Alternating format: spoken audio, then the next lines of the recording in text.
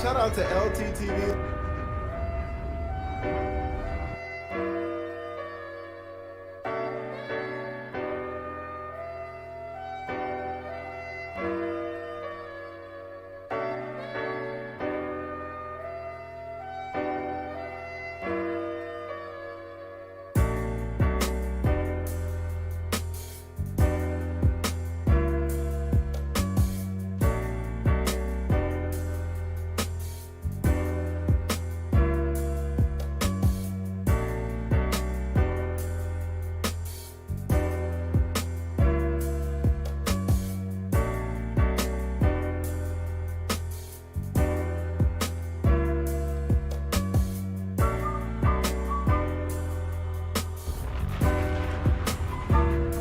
Shout out to LTTV.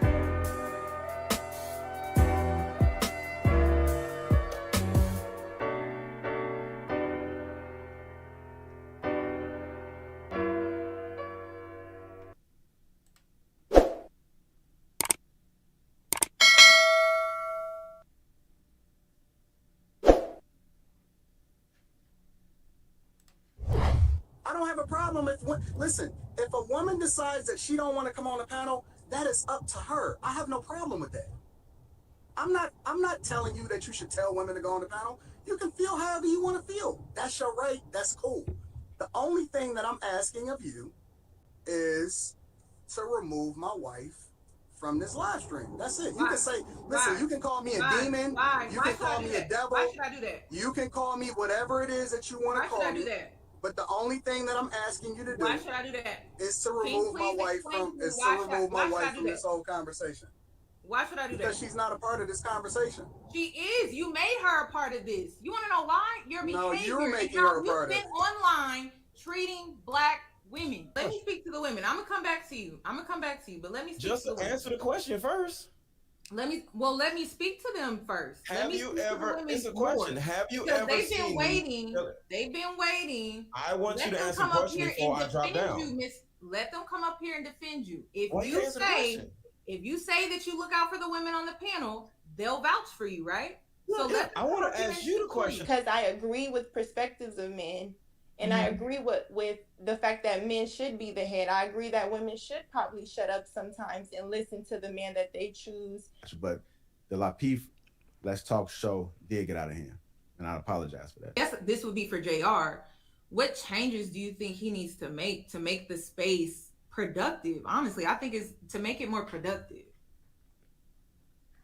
I don't know. Great what you're doing and how you're handling it. Hell, I wish I could handle it like that. I got a foul mouth and a loud mouth. But I'm watching you, and what you're doing is giving people the option. And I think if black people are as diverse as we claim they are, we have too many of the same thing. You can't have a whole bunch of me. You can't have a whole bunch of pushovers. We need to show that we are diverse and give people differences. I just played a live yesterday where Lucky said Anton beat women. He talked about baby mamas. He talked about other people's wives, right? He talked about Dwayne Wade kid going to hell. He talked about everybody goddamn else. So when I was calling out Anton, and this is the last thing, because she was supporting Courtney and Michell while Courtney was dragging black women and dragging baby mamas. Courtney, you is a baby mama. Courtney was dragging Kayla, some you're having sex with married men. You was having sex with JR while JR was a married man. So let's stop playing these fucking games, all right? And on top of that, while he was cheating on his wife with Courtney, he was trying to talk to Lucky too. While I was talking to Lucky, and I had proof because Lucky would send me the fucking receipts. Because I wasn't gonna bring this out to later, but just Pearly Things did reach out to me because she was like, oh, how is Courtney holding me accountable? But she's out here fucking JR while he was married.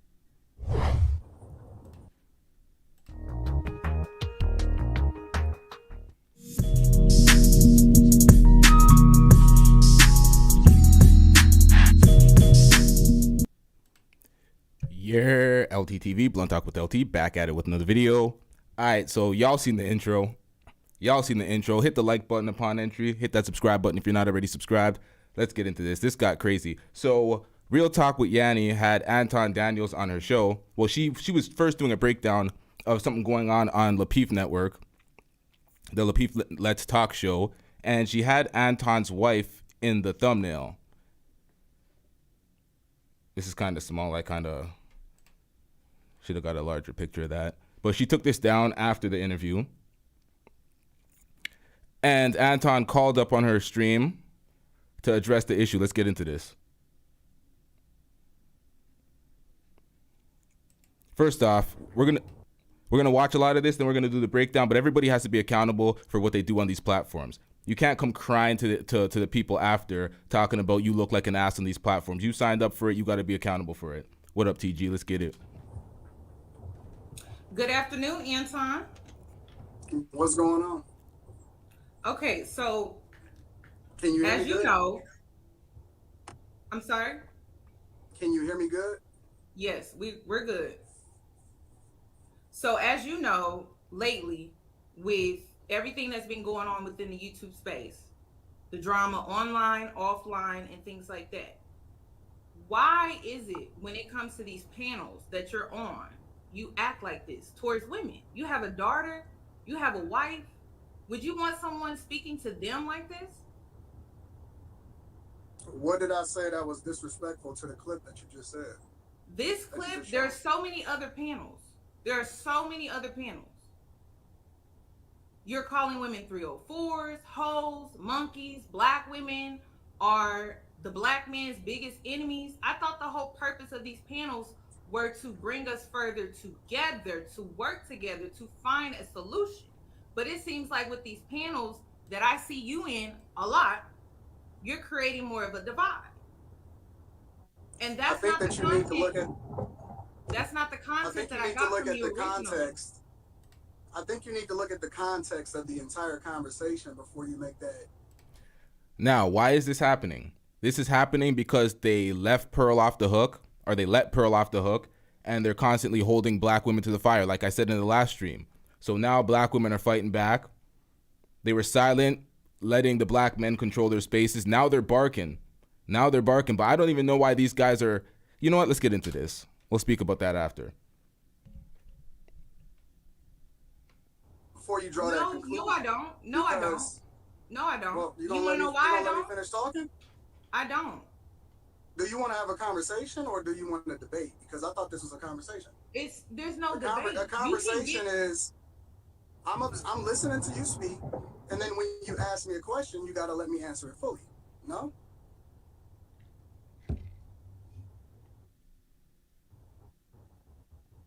I'm listening. So what I'm saying is, I think you need to look at the context of the entire conversation.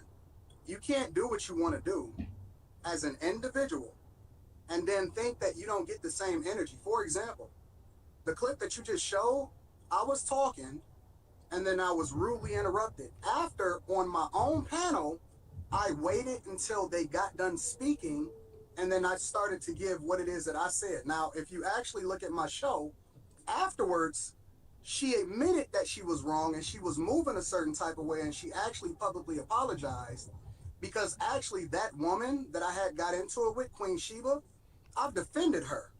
And you can ask her specifically. I defended her against a lot of people that was actually coming against her, a lot of men individually. And you can actually ask her to cam up. That came for her, that literally was trying to dox her, that was trying to abuse her. And specifically, I worked with her and her husband to ensure that she was safe, and I went against the guy that was trying to go against her. Now, on an individual level, on that particular video that you just showed, she admitted that she was disrespectful when she tried to stop me from saying what I was saying after I was having a conversation. So my thing is, if you're going to have the same energy, then have it across the board, because I'm not saying that I'm 100% right all of the time. And when I believe that I'm wrong, I apologize. But at the same time, you can't say that I was wrong on that when her herself came up to my show the next day on the Millionaire Morning Show and apologized for being disrespectful because her intentions was bad from the outset. So you can't tell me that I'm wrong when we got grown women that come on the panel looking to disrespect us, and then at the same time you don't hold them accountable, but you only looking at me. Anton, we're talking about your language and your behavior. What did I say that was disrespectful? I didn't call her out of her name. We're not just talking about Sheba. Oh, we're okay, not. So it's other things. Because I thought we was okay. I mean, we can talk about all of it, but I was just referencing the specific clip that you played. One woman, you called her a hoe. You called her a 304. You called. Now, do you think for a second these niggas will be calling up into the show to explain themselves for what they do on their platform if there wasn't a bit of guilt for what happened, or guilt for what happened with the Pearly situation? It's because they caped for Pearl so bad, and they've been holding black women to the fire. They know they have a guilt in them, so that's why they're calling up to this shit, because it's their platform. Why are you dictating what's going on in the manosphere on a man's platform?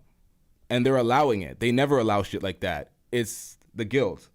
Let's get back into this. What up, chat? Let's get it. Her monkey. You said her. You gotta be specific. You gotta be specific. Country something. I don't know her name like that. Country something. Okay, but what did she call me before I even said that? She didn't call you anything. You sure about that? I'm very sure. I didn't see her call you anything. I can send it to you. She literally said before she ever came on the panel when I discovered it. See, y'all don't see what goes on in the background. No, Anton, you do this thing where you try to play good guy, bad guy. You try to play the good guy, bad guy role, and that's just bullshit. You try to play this good guy, bad guy role, and then you do these weird things to try to cover up the bad thing that you did. Yanie, the bad. I will send you the video. No, the good that you do doesn't outweigh the good that you do.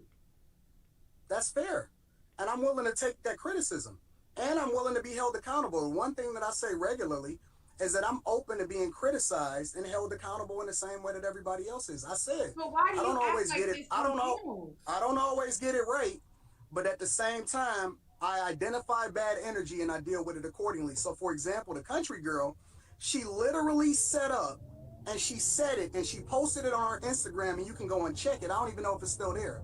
She said that she was coming on a panel to set me up, and that was her whole goal, and literally to try to take me down and to take down everything that I've built specifically.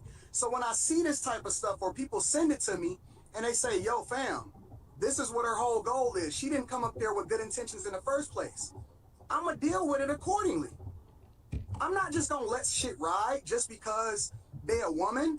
A woman can be just as spiteful and just as mischievous as a guy can. And just because they come in sheep's clothing don't mean that they're not coming up there with a specific agenda. And they do often, at times they do. If y'all been watching Lapeef's show recently, there's been way less arguments with women, way less catty shit with the men going on. And it's primarily because Anton has left. And just because I don't say it right then and there, don't mean that that's not what the goal is.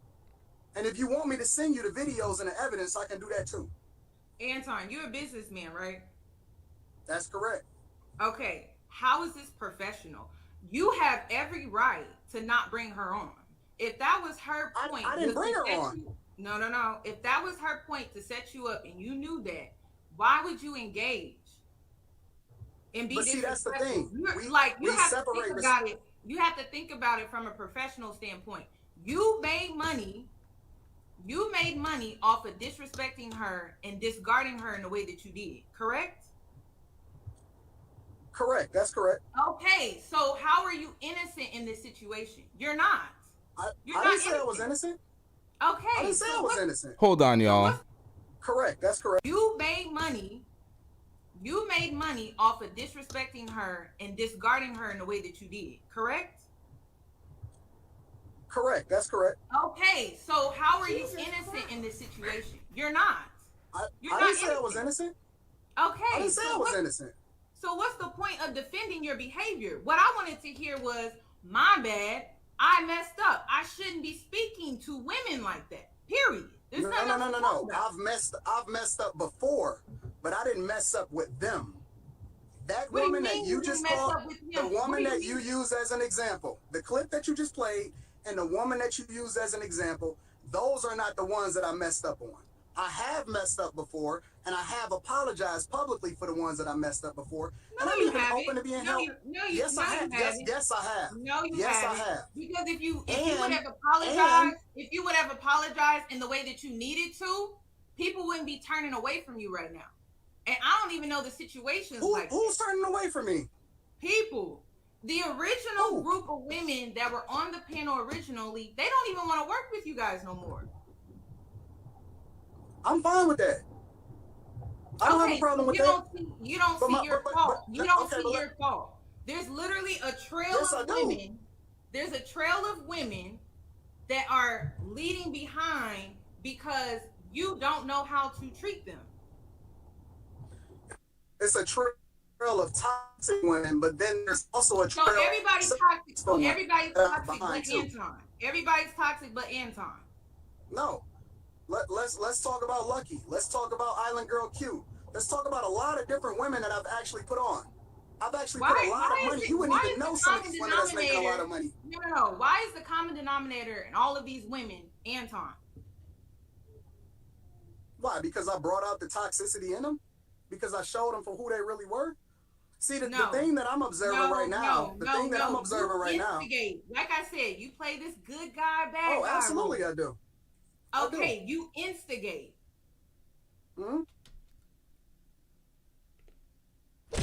So he instigates the problems to bring the worst behavior out of the black women on his panel, and then he capes for white women. Let's hear this one more time. Now, the thing that I'm observing right now. Like I said, you play this good guy, bad guy. Oh, absolutely I do.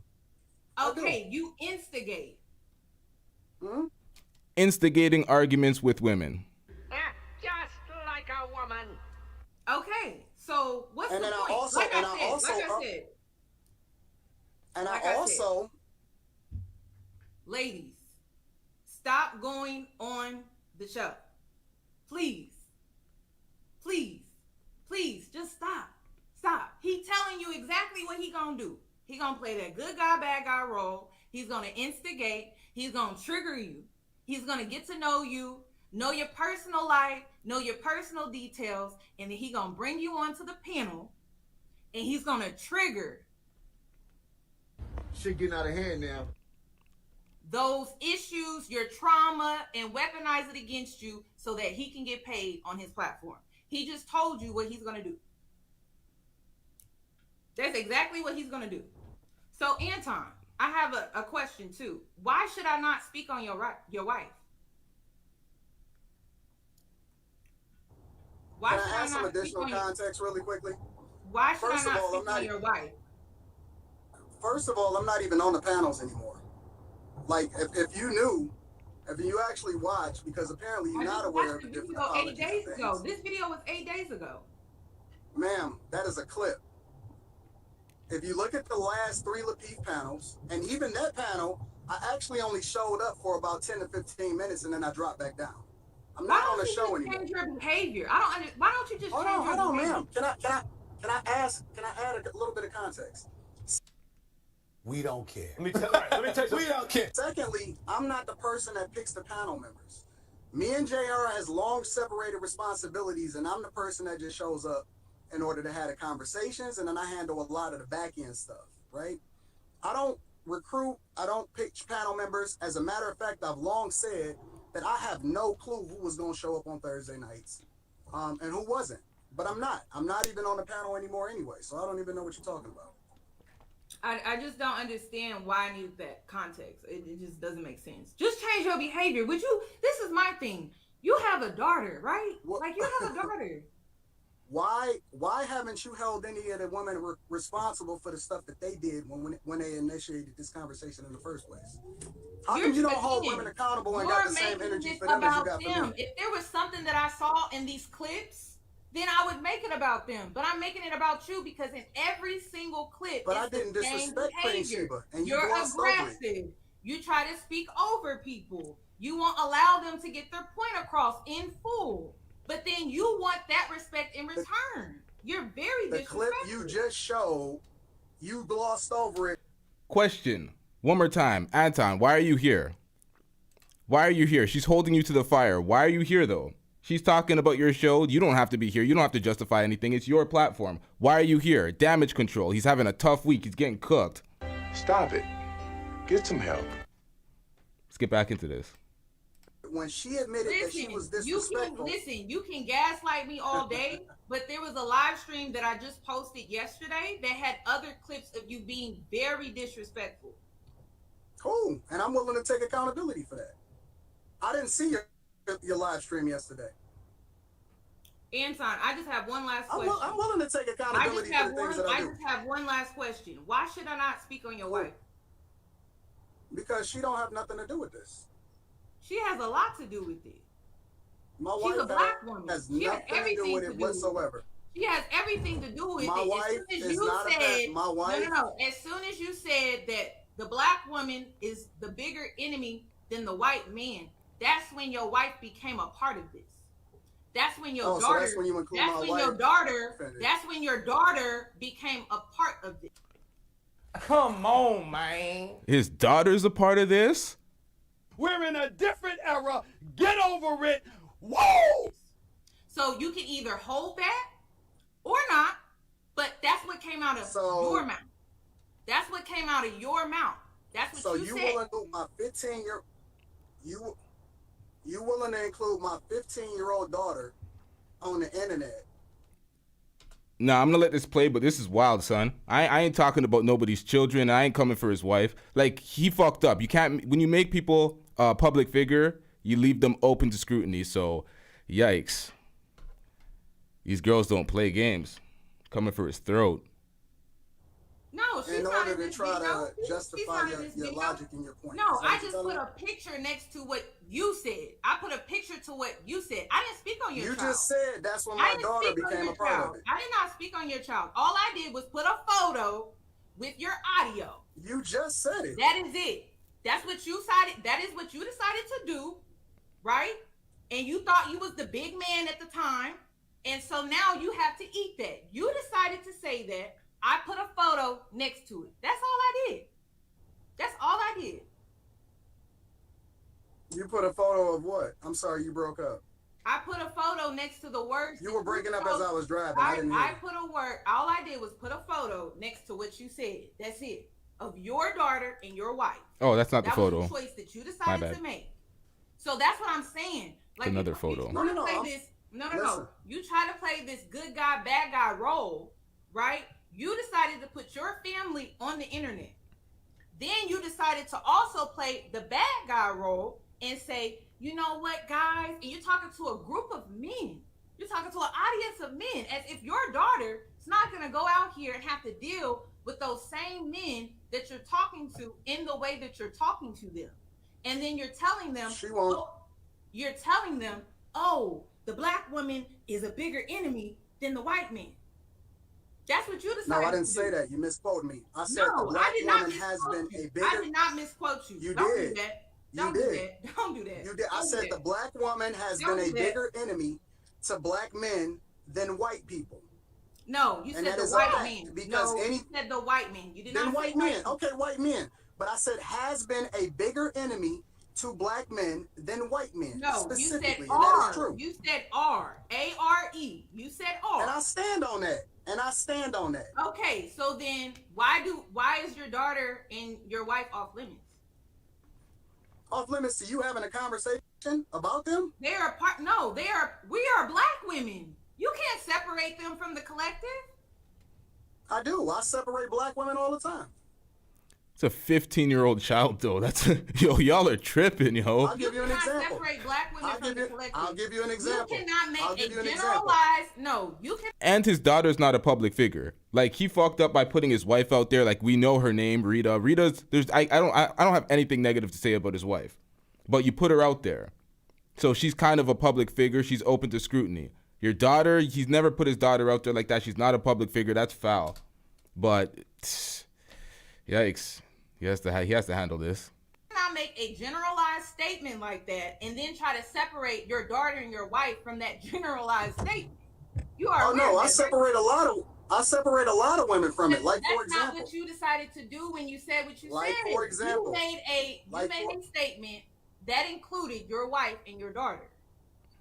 Oh no, it's always anomalies. It's always gonna be an anomaly. Oh, okay. I get it. I got to run that back. He made a statement about them and used them as a reference point in a conversation or an argument, and then they can be. I get it. With the context provided, I still would stay away from it, but it is what it is. Like one of the anomalies that I believe in is Crimson Cure. I had Crimson Cure here. I treated her like gold. I had her in the best hotels. I made sure that she had a driver. We loved on her. We treated her. We never allowed. What? I treated her like gold. I had her in the best hotels. I made sure that she had a driver. We loved on her. What does he mean we loved on her? We treated her. We never allowed for her to even pull her wallet out. I think that Crimson Cure quite possibly could be one of the most beautiful souls and an example that black women should look up to. As a matter of fact, I did an interview with her. I had her on a panel. We exalted her. We praised her. But I'm sure that y'all missed all that part too, right? Because in the same way that you want to acknowledge the stuff that we hold women accountable for, you should also acknowledge the stuff that we give women credit for also. And so I'm going to hold that too. Again, right? your poor treatment does not make up for your good treatment. No, you need to hold accountable to women and what they say. Your poor treatment that you tend to give women, right? And then you turn around and you gift them with this, you gift them with that, you do this. It does not make up for what you did before. I'm not making up for. I'm not making up for nothing. Like every time no. Every time I mention something about holding you accountable when it comes to your behavior, then you go into, but I did this, and I did this, and I did this, and I want you to keep the same energy on both sides. Don't just paint it one way. I want you to keep the same energy on both sides. I'm looking at the bigger picture. I said that I'm willing to be held accountable. It doesn't make sense. But I'm saying though, when you hold people accountable, you also give credit for the good and you give credit for the bad. You paint the whole picture. You can't. What? Y'all remember when ESPN, whenever Stephen A. Smith went to criticize LeBron, he would put up the ticker and he'd be like, he's a great father, he's a great X, Y, and Z, but he's missing free throws. He would have to say all these good things to preface it before he says something negative. He wants that type of treatment. This is YouTube, nigga. Just say it on get used one to way it. because you creating a narrative, right? I don't pick and choose who comes on the panel, right? There's plenty of women that I've had on the panel that I've never gotten into it with, right? But then you only pay attention to the things that bothers or triggers you, regardless of whether or not the woman did something to warrant it or not. And sometimes I may be wrong as a result of it, and I'll own that shit. I'll own being wrong when I'm wrong.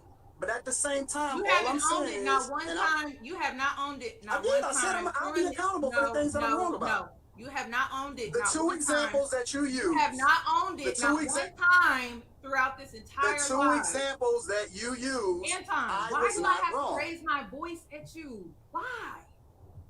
Why do I have would to you raise raise my your voice at me? you just so I can get out what I need to say? That's why women don't need to go on the panel. This is why they need to stay off the Lapeef network. That's their because choice. We can't. I don't have a problem speak. with them choosing not to. I don't have a problem if listen, if a woman decides that she don't want to come on the panel, that is up to her. I have no problem with that. I'm not telling you that you should tell women to go on the panel. You can feel however you want to feel. That's your right. That's cool. The only thing that I'm asking of you is to remove my wife from this live stream. That's it. You can say, listen, you can call me a demon. You can call me a devil. Why should I do that? You can call me whatever it is that you want to call me. Why should I do that? But the only thing that I'm asking you to do, why should I do that? Is to remove my wife from this whole conversation. Why should I do that? Because she's not a part of this conversation. She is. You made her a part of this. You want to know why? Your behavior. No, you're making and how her a part of it. You've been online treating black women. So she is. You're making her a part of it. My wife is living in bliss. She's phenomenal. My wife is great. She's in a great space. She is a part of this. She is. So is that a no? Of this. So is that a no? It is. It's is definitely it a no? a no. Why should I do that?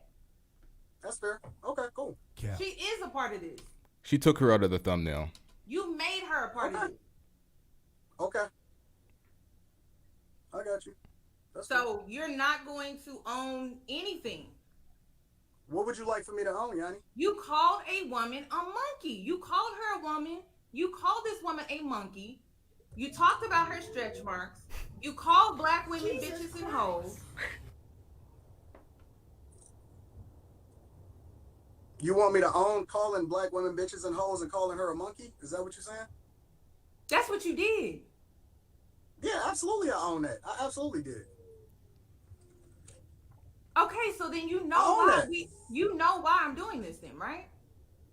Okay, I mean, that's your choice. You said that you was going to do it. I'm not going to beg you. You do what you feel you need to do. So that's it. What else would you want me to say? You're not going to apologize for the disrespect. You're not going to do you're not going to own that what you were doing out there. When she apologizes for what she tried to do. She didn't do anything. She didn't do anything to you. Yes, she did. And more importantly, I offered to send you the evidence. You're not trying to hear that. You don't care about that. You caping for your audience and you're not being real. I'm not caping. You don't want to see the other side of it. I don't want to see the evidence. No. I don't need nobody. You can't even come on here. You don't want to see the evidence. What they was doing, saying I'm capable. You don't know me like that. All right, Christopher Boone says it seems like you do like him because you're defending him. Nigga, this is an objective breakdown. We ain't gonna just start capping on niggas and start, completely creating a false narrative and lying on niggas because we don't fuck with them. Like that. That's not what we're doing. Still got to be objective. You don't want to see the evidence because you don't want to be real. You're not interested in seeing what her agenda was from the beginning. What does that have to do with her behavior? What does that have to do with her behavior, though? It has a lot to do with it. Because no, if you came up there, you could have simply kicked her off. You could have kicked her off and kept it moving. You telling me? Wait. So are you telling me that it doesn't matter what she was doing behind the scenes? Oh, I didn't even see Jay Daniels' comment. My bad, y'all. The only thing that matters is what I said to her. She didn't do anything to you, Anton. How do you know, Yanie? You don't even want to hear. So you're saying that all of these women are just coming on the panel, they're doing all of these things specifically about that woman that I said that she had stretch marks and all of that shit. You said specifically. So can you explain to me how she set you up? Can you explain to me how she set you up? I just told you. She literally had an agenda when she first came on. She recorded it on Instagram, and I literally had people sending it to me during the show that was happening, and that she was looking. Hold on. Whoa! Anton's slipping out here. This nigga's on the live stream the whole time, going to his compound, number on the like, what are you doing, my nigga? You slipping out here. Everybody's gonna know everything about your quarters. You're living too open out here. Pause. Shout out to Yo Fam for the chat. Anton Pearly things arguing with women again. Let's get it. For the last 2 weeks to get up on the panel, JR didn't ask her to come. She asked to come to the panel. She sent us a request in order to get there. She knew who I was. She had been studying me for weeks. And her whole agenda was to take me down. And then she threatened me afterwards. And you don't care nothing about that. Huh? I mean, the way you spoke to her, I can see why she may have done that. Oh, but her saying Lamborghini, that set you off? Really? That was her setting you up? I told her she wasn't no Lamborghini. That's all I said. Okay, but how does that set you off to go off like you did, though? Okay, listen. I apologize for calling her a monkey and for stretch marks. I shouldn't have did that. I apologize. I could have handled that better. Genuinely, I could have handled that better. So this is my next question. Moving forward with the Lapeef show, right? How do you guys plan on treating women as guests on the panel? I'm not on the panel anymore. That's not what I'm asking. I know you run things behind the scenes. I know that. I don't run anything behind the scenes. That's what I keep trying to tell you. We separate responsibilities. That's not what I was told. I don't pick a subject. I don't pick the person that come on the panel. I don't pick anything. If you want to have a conversation with JR about that, then you can have a conversation with JR because I don't tell him how to do his job. I separate responsibilities, and I just handle the technical aspect of things like I told you in the very beginning of the live stream. We got landmarks of the area, too. Why would you do this? Like, you should have turned the camera off, sir. I don't do any of that. I don't even know who coming on the panel when I come on the panel. That's a fact.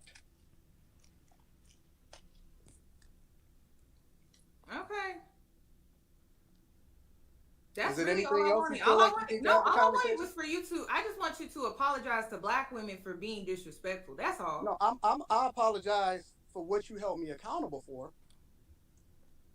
I'm willing to take responsibility for when I'm wrong. And when you say that I was off on that, let's be clear on what that is for a sec.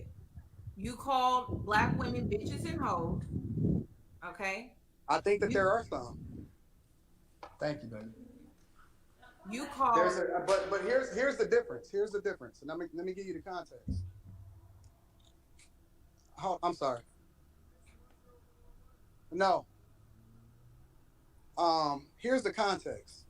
I think that there's a difference between black women and a bitch, and I think that there's a difference between a nigga and a black man.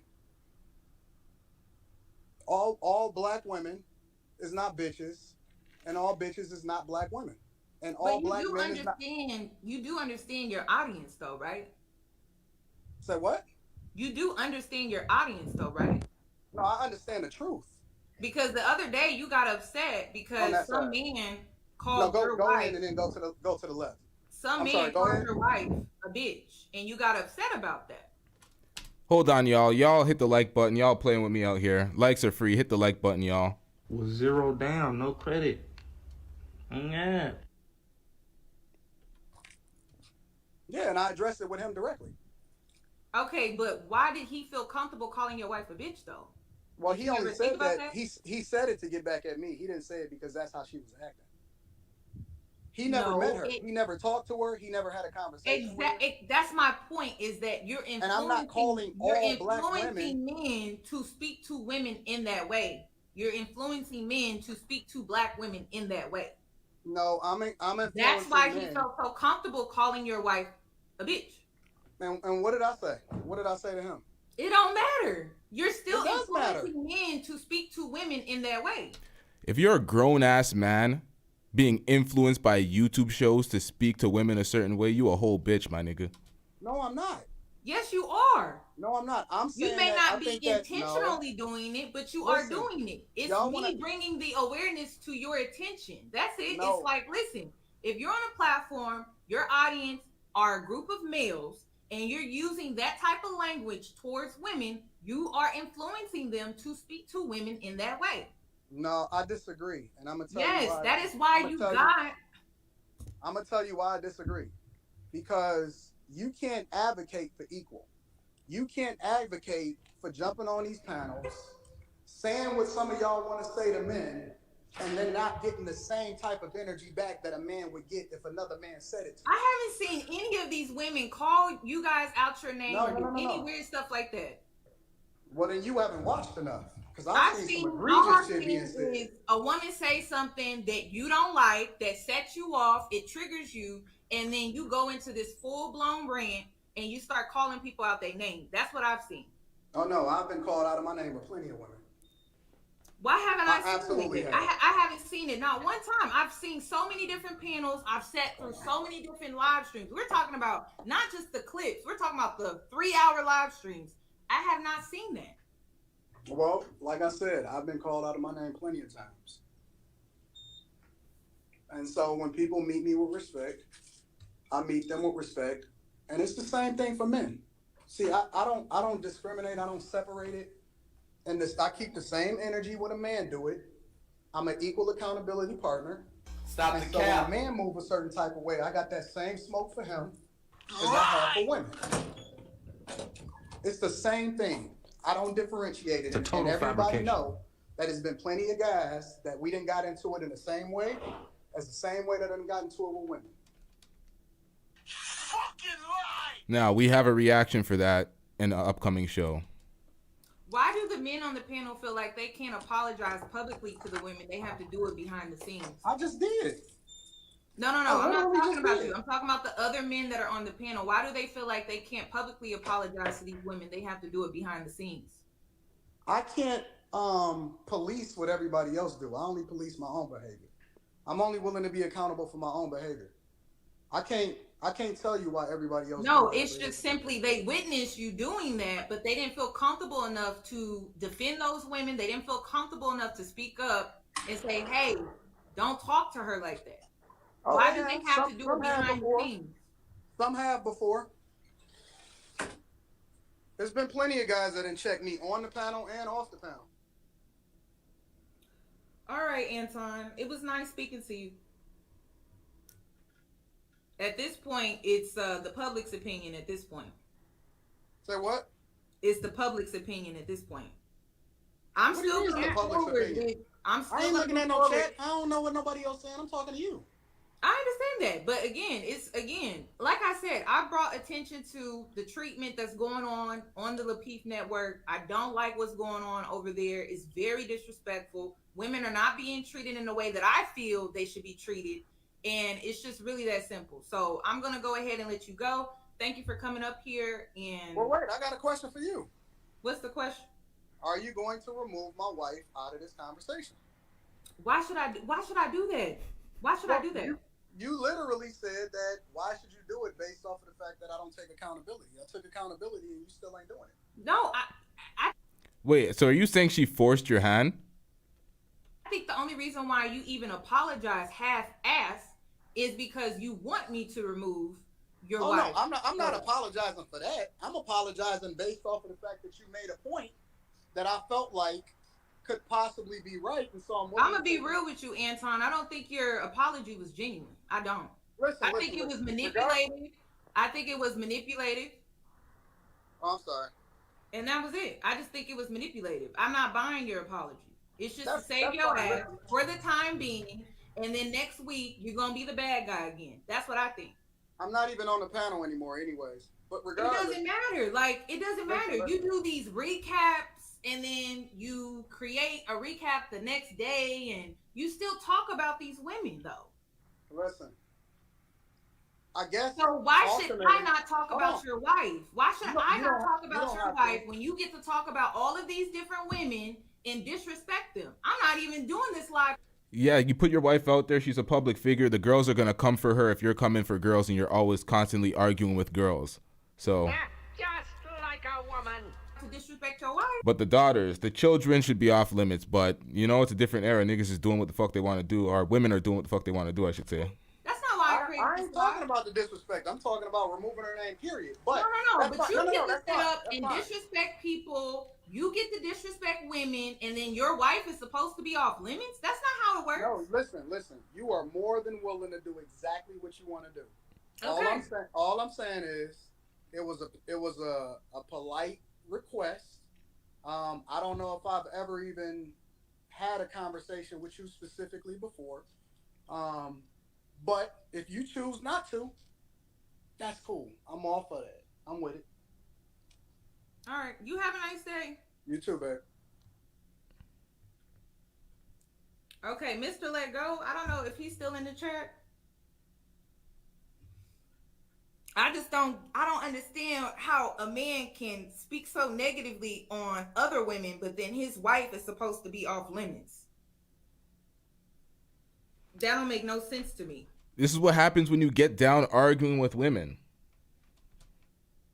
And it's so crazy because y'all know how I am. Y'all know the people that follow me have been following me for a while. I'm all for protecting Black women. And when I created this live, I said, his wife gonna have to be a casualty. She gonna have to be a casualty. And the reason why she had to be a casualty in this situation is because it seems like the only woman that he seems to respect kinda decently is his wife. Decently.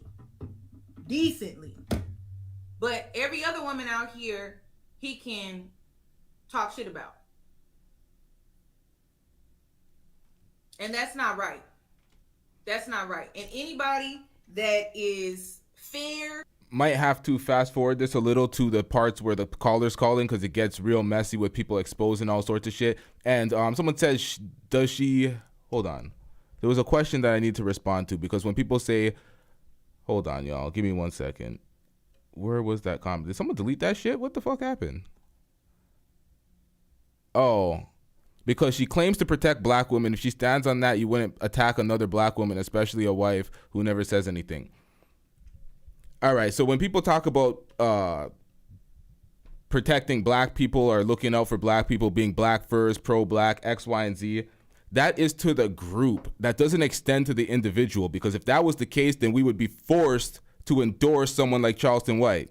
And if we don't fuck with Charleston White and we dragging him, do we hate black men because one individual we don't fuck with? If I don't fuck with Anton, am I not uplifting black men because I say fuck Anton? No, it's an individual. If the individuals start adding up now and it's like everybody, it's I, then what the fuck you doing out here? But let's get back into this.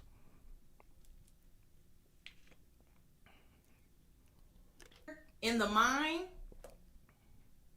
anyone that's fair in the mind would understand that. That's not fair. That's not fair at all. And I knew if I put his wife as the thumbnail, it would get his attention. And it worked. It worked. But he put his wife out there. It's life. Let's get into some of these calls. Don't hit you with this. I got it. If y'all want to hear everything that Real Talk with Yanie has to say on her channel, you can go to her channel, but we're getting into these calls. So let's start where these calls happen. So Mr. Let Go calls in. Let's get to right here. This is where it gets interesting. Not this call in particular, but the calls. What's up, Yanie? How are you doing, sir? I'm doing great. Nice to meet you. It's nice to meet you. You know, I made a video about you and welfare and single motherhood. Hold on 1 second. Hold on. I got it. Okay, I'm good now. Sorry. I made a video about you regarding welfare and single motherhood in the housing crisis. You didn't like that video too much. You said I didn't like the video? No. I saw your comment. I just didn't respond. What'd I say? I don't really remember, but you weren't too happy with that. You weren't too happy with my video. But I didn't bring you on here for that. Okay. I just want to ask you, because you mentor women, right? Yes. Do you feel like they're being treated fairly when it comes to these panels? No. Okay. To a certain degree. So I wanted to come up here while Anton was on here because I don't believe in talking behind nobody's back. You feel me? So I was trying to come up here while Anton was here. But because it's hearsay, you know what I mean? But all together, because I'm not here to prove to nobody or whatever. Anton is not my cousin and JR ain't my brother or whatever. So I don't owe anything to them. But all together, because one thing Anton to tell you, and you said you watched the show, me and Anton go back and forth. One, me and Anton don't got into it over the women, and it's certain women on the show, and I'm not gonna say certain women, but yeah, there's certain women on the show that I actually protect. Certain women like Anton cannot go off on. Now, if it's some new woman or whatever, and she comes in there talking crazy or whatever. He's saying certain women he protects, and they get a lot of flack for protecting Amira unevenly opposed to the other women on the panel. So that's not a good look that you protect some women and you leave others. But it's your fucking platform, so I don't even know why y'all are here. But it is what it is. I don't know the woman, I don't know where she's from or whatever. So, you know, I'm not necessarily here to just be, you know. So Anton will literally say, wait, are you under Mr. Let Go's Women Protection Agency? He'll make jokes about stuff like that, right? So he's made plenty jokes about Mr. Let Go protects the women. Have you ever heard of Anton saying any of those type of statements? Just so I know where you are. No, like I haven't heard him say anything about that. But why, this is my thing. Why do you guys select who gets a level of respect and who doesn't? I think that's bullshit. Well, hold on. The reason for that is, one, if I know a woman, I know where she's coming from. And to a certain degree, if women get to the point where they start getting irate with Anton or whoever, I'm gonna be like, yo, chill out. I got you. And I'll kind of like jump in because in my opinion, and this is just my opinion, I know we're on a panel where it's men and women, but it's not necessarily feminine for a woman to argue with a man. Exactly. So that's why I don't know why these panels are even going on.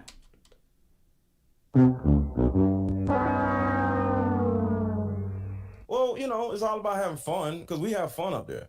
It don't seem like it's fun. It seems like it's stressful on both sides, both men and women. It seems like every time y'all do these panels, y'all get off, y'all look drained. It's work. But with me, it's work. Just speaking for myself, if there's a discourse that gets a little irate, I'm gonna tell the woman, chill out, stop. Bro, what is you doing? And I'll talk to the dude. You feel me? Again, my original question was, why are you guys selective about who gets respect and who does not? Well, if you think about it, if I tell a random woman that's never met me to stop talking, she's going to start going back and forth with me, thinking that I'm going after her. Here's a better question. Why are you guys bringing on women where you feel like you have to select who to give respect to and who not to? How about if I don't know a woman, my way of protecting a woman is by jumping in and intervening and talking to the man, because in my world, my life, my perspective, which is just me, I don't really believe in women and men just argue with each other. Like, let me help you rest in your femininity. Chill. But you're still not answering my question. Like, why are you guys selective about who gets respect and who doesn't? I don't do that. I think let me give you an example. It doesn't matter if it's a stranger off the street. I'm gonna respect. Let me give you an example, because I'm answering your question though. No, you're not. You're talking around it. You're not asking. You're not. When a woman comes up on a panel and there's a certain amount of discourse, sometimes the conversation turns into, it could be disrespectful or it could get loud, and it can go farther and farther and farther and farther and farther. So before it gets disrespectful, whether it's a woman that I don't know, because I don't know who she is, so she may get disrespectful with one of the guys. So altogether, if I don't know the woman, I'm not necessarily going to jump in, because just like Anton said, because it happens with the dudes. Sometimes people come in there like, oh, I can't wait for Anton to come at me. I'm a do. Dudes and women do that. And you can tell how they respond. This is what I don't understand. Like, black people, and this is just a general question. Why don't we have respect for one another? The answer to that is, we are dysfunctional as black people. Okay, so you don't think that these panels showcase that? Do you think that this panel is going to help create a better community? Because if it's dysfunctional and we're aware that we are... Hold on, y'all. Panels help create a better community. It's entertainment. Why the fuck are y'all here explaining to this? And why is she like a school principal holding y'all to the fire? Like, what is going on out here? Are dysfunctional. Why are we not making changes with that? Wouldn't that start with respecting each other in these spaces? Okay. People come onto these shows voluntarily. They know what they're signing up for. This is the epitome of unaccountability. Like, you come here, you get disrespected. You come back, you get disrespected. You pull a Esther, you get disrespected. Like, what are y'all doing?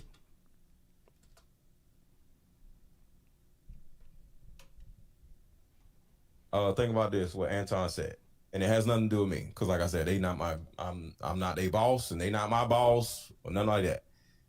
Anton is no longer on the panel. All right, he pops up or whatever, but he's no longer on the panel. That has nothing to do with me. But I've had conversations with Anton and JR and was like, yo, bro. Don't you have an opinion? Don't you have an opinion of your own? Hold on, listen. You keep talking about other men. I'm literally answering your question, Yanie. You're not. You're asking. Okay, can I finish though? Because this is a discourse now, because you're not letting me finish. So I'm literally telling you that I've had conversations with Anton and JR. Like, bro, something got to change. Why do you keep going all off the handle? This shit don't make no sense. Why? Why women got to be bitches and hoes? What are you doing? You know, with the country cookie girl. What is you doing, bro? Like, just because she says she's a Lamborghini? You know, I hate these bitches. Like, bro, chill. So I've had these conversations, and things have changed. Even before Kayla and them actually left, It was Logic saying something about K, and we got behind the scenes and on the show. Like, bro, I literally told Logic is good people. I told Logic, if I'm on this show, it ain't gonna be no bitches and hoes. So I'm telling you now, if I'm on here, it ain't gonna be no bitches and hoes. Like, stop. And we literally had words, and we seen each other in person. And why you ain't had that stroke to the smoke for me with the we literally had words. And I literally said, bro, it ain't gonna be no bitches and hoes when I'm up here. And Logic will say bitch or something, and then he like, all right, sorry, Miss Lego. And we got real cool, and me and Logic is cool to this day. But it came from the going back and forth about respect. So do I just literally go at a dude, hey, you can't say this? No, because I'm a guest on the panel, but I do got to say so. So when something happens, I'll be like, yo, what's the deal, bro? Like, what's going on? And then something else will happen. I'll be like, so we gonna keep doing this? And then at some point, I'm gonna be like, yo, all right, so if some don't change, I can't do nothing but remove myself. Like, I'm not doing this shit no more. And then they make changes, and you know what I'm saying? So overall, can you express to me what those changes are? Because everyone keeps saying we made changes. Okay, what are the changes? All right, when I keep asking why are they here, it's more of a rhetorical question because this is all damage control. This is all damage control. Their brand is taking a massive hit. Oh, I thought my mic was down. Yeah, their brand is taking a massive hit. Anton's taking a massive hit. So they're trying to, and this whole show that she put on was stop going to Lapeef show. So she was trying to talk the women from going to Lapeef. So they had to come here for damage control. If their brand wasn't taking a hit, they wouldn't be here. Okay, not speaking for them because this is not my shit. All right, this is not my shit. But from what I've observed, right, what I've witnessed, Anton is no longer on the show. And when he does come on the show, remember the clip that you just played about Sheba and Anton. Mm-hmm. Before that, Anton did a show, and everybody in the chat, if y'all watch the show, y'all probably seen the Millionaire Morning Show after. He literally said in the Millionaire Morning Show, mm-hmm. Mr. Let Go wants me to calm down. Me and Mr. Let Go sat on the phone and blah, blah, blah, blah, blah, right? Mm-hmm. And he said, I'm going to chill out. I'm going to listen to Mr. Let Go. He comes on there another time. Is an irate woman. I forgot who it was. And first Anton was like, see this, Mr. Let Go? This is what you wanted, right? This is what you wanted, right? See, this is what you wanted, right? This is what you wanted, right? And the woman is irate. So in this situation with Sheba comes up there, blah, blah, blah, blah, blah. He comes on there super polite, right? Because not out of fear of me, but Anton knows if he start going crazy, I'm going to start going crazy, and the whole damn show is going to be a clusterfuck, right? So all together, he comes on there. You could play it again. He's super nice. And next thing you know, Sheba goes crazy. And I'm up here like, Sheba, what are you doing?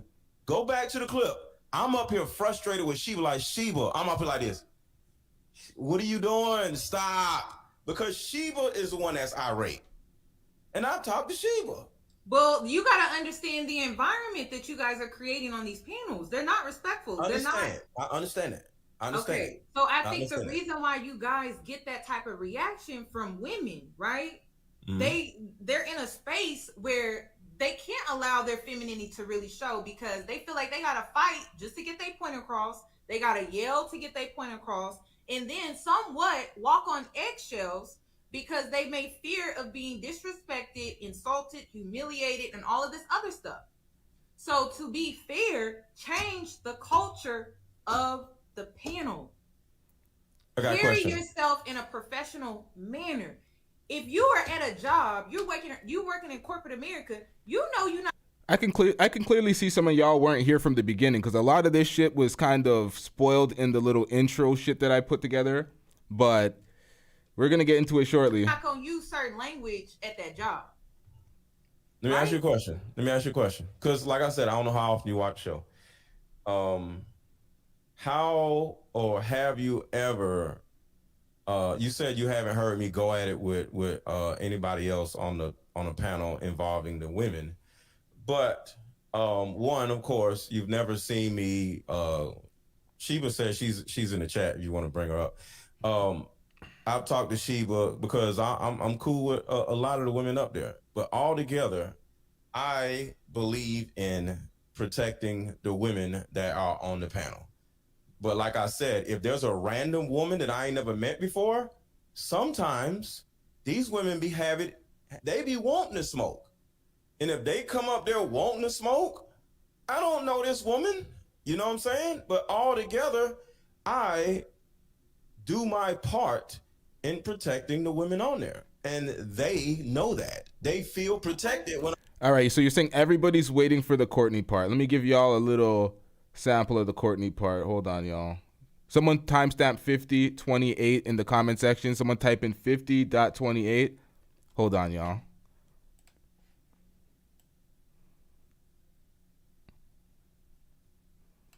This was from the intro. Since y'all hit the like button first. Let's get the likes up first, and I'll jump right to it, and then we can get right back into this.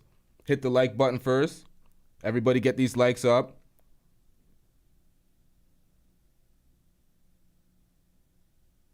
Let's improve on these likes, y'all. Who are these niggas? I know y'all weren't here from the beginning, but let's get it. We gonna get to 200 first? Hold on, y'all. He talked about everybody goddamn else. So when I was calling out Anton, and this is the last thing, because she was supporting Courtney Michelle while Courtney was dragging black women and dragging baby mamas. Courtney, you is a baby mama.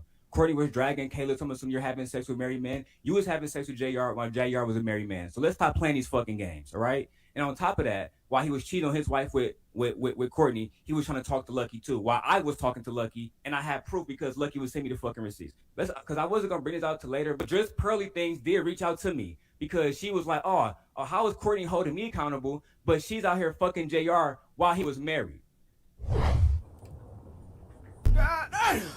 All right, so that is just the start of it. There's actually a lot more. That seems like that's the juice. There's a lot more. Let's get into this. This is wild, y'all. This is turning into Love and Hip Hop podcast version. All these motherfuckers is fucking each other. Let's get into this super chat first. Let me pull this up on the screen, y'all. Oh shit, that font is way too bright for my eyes. Hold on, let me pull up this chat. I told Lapeef guys not to have women on, but they refused. Look at how goofy these simps look now. They were doing fine on their own in the beginning. All right, so let's get back into this. Question first.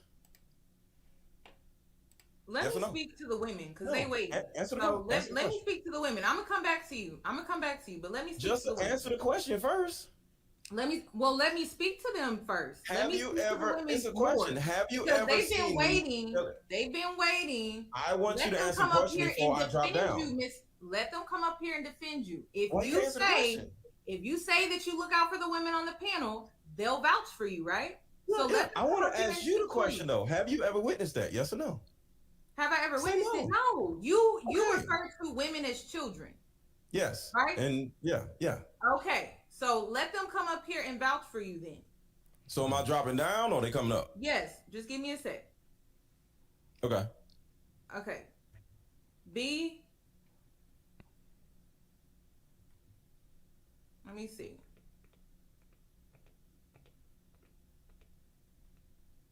B. Taylor, I think you're down. Who?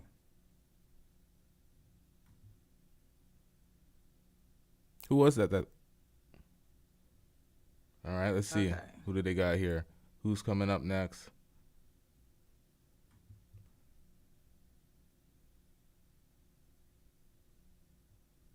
This is what happens when there's shared spaces. And then I also got Island Girl down here too. Hey, Yanie. Hey, is it okay if I have my camera off? Oh, this is okay. Now I see why. So that's B. Taylor right there. Hold on, give me a sec. Because I'm like, what is going on?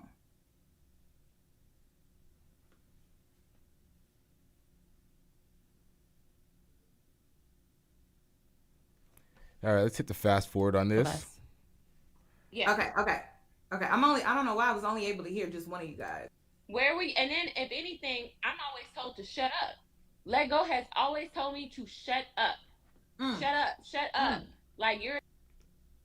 We don't care. Let me tell you something. We don't care. Child, you're this, you're that. So that's degrading, that's embarrassing, and it's belittling. So how is that you protecting us? Because you're protecting us to shut up and just take it? Like what's your stance on that? And so far it's like I feel like that I want to crying to me and I'm not having that. All right, most of these girls come to Lapeef to establish a name and a brand without actually having to do the work and build a channel by putting out content. So then they go to their own channel and they start off with thousands of subscribers. Men build, women move in. That's what's been going on. So these girls want to cry about the treatment. Y'all signed up for this. to apologize for talking about fuck them kids. That's what really bothered me about that. And I was gonna say that when I had like a chance to, but yeah, like he said, fuck your children. And all the men was just silent. And Ali, all of these men, I see all of these repeat people in the chat. And I just want to say to them, SB, all of y'all that's coming over here don't have no damn clue. Y'all always want to hold women accountable. Y'all always want to degrade single mothers. Y'all always want to sit there and hold women accountable. But when the men is getting their foot to the fire, y'all want to come in, what about the women? What about them? Y'all always holding them fucking accountable. I'm sorry, Yanie. This is making me pissed No, off. bro, go ahead and get it out, because this is the space to do it, sis. Go ahead. I'm saying, like, when it's time to hold men accountable for some of the stuff that they said, why do y'all bringing up women? Y'all don't want us bringing up men when y'all holding us accountable. That's my problem. And let go. No, you sat there and didn't say nothing when that woman was. Nobody checked nobody. Nobody like to check the men. You'll go at it with Ali all day, but you won't go at it with the big dog, right? So that's my problem. So you feel like the men tiptoe? Yeah, they tiptoe. They don't. When he said, "I tell the men to be quiet and I step in," no, you don't. You tell the women to shut up. You tell them to shut up, and then I don't appreciate him lying on Sheba, saying that Sheba was what did she say? She was being belligerent. Like, she's never handled herself in that light ever. She's a professional. She's always held her. If you come for her, she's gonna come for you. One thing about Sheba, she's strong and she's not gonna back down. And they don't like that about women. So they call her aggressive and masculine. They even call her King Sheba. And they tell her she's not a queen, she's a king because she's a man. And then she's married. Her husband's been talked about. People's talked about her husband, called him a beta and a simp just because she's a woman with a voice and intelligent and strong. So I feel like Sheba does have a right to come up here and speak her piece because that's not true. She was not being belligerent at all. She's never cursed at anybody and called them out their names. So that's a lie. Victor Freeze music, that's the point right there. Do what you want on your own channel. Those who don't like it are free to unsubscribe. That is the point right there. It's your own platform. It's your own platform. You should be free to do what you want to do on your own platform. Unless you're King Riches. Then you're doing what Pearl tells you to do, you know? You're subjected to Pearl schedules for 3 years. You're talking in your bedroom. I'm not in my bedroom. You are. I'm a energy reader, and I didn't get that from her. I get that Sheba is a very sweet woman, strong, feminine woman, and I feel like when she's in these spaces with them, she feels like she can't really be herself fully because, they try to silence her with that. They literally put her on mute. So, Island Girl, do you have anything to say, sis? Because...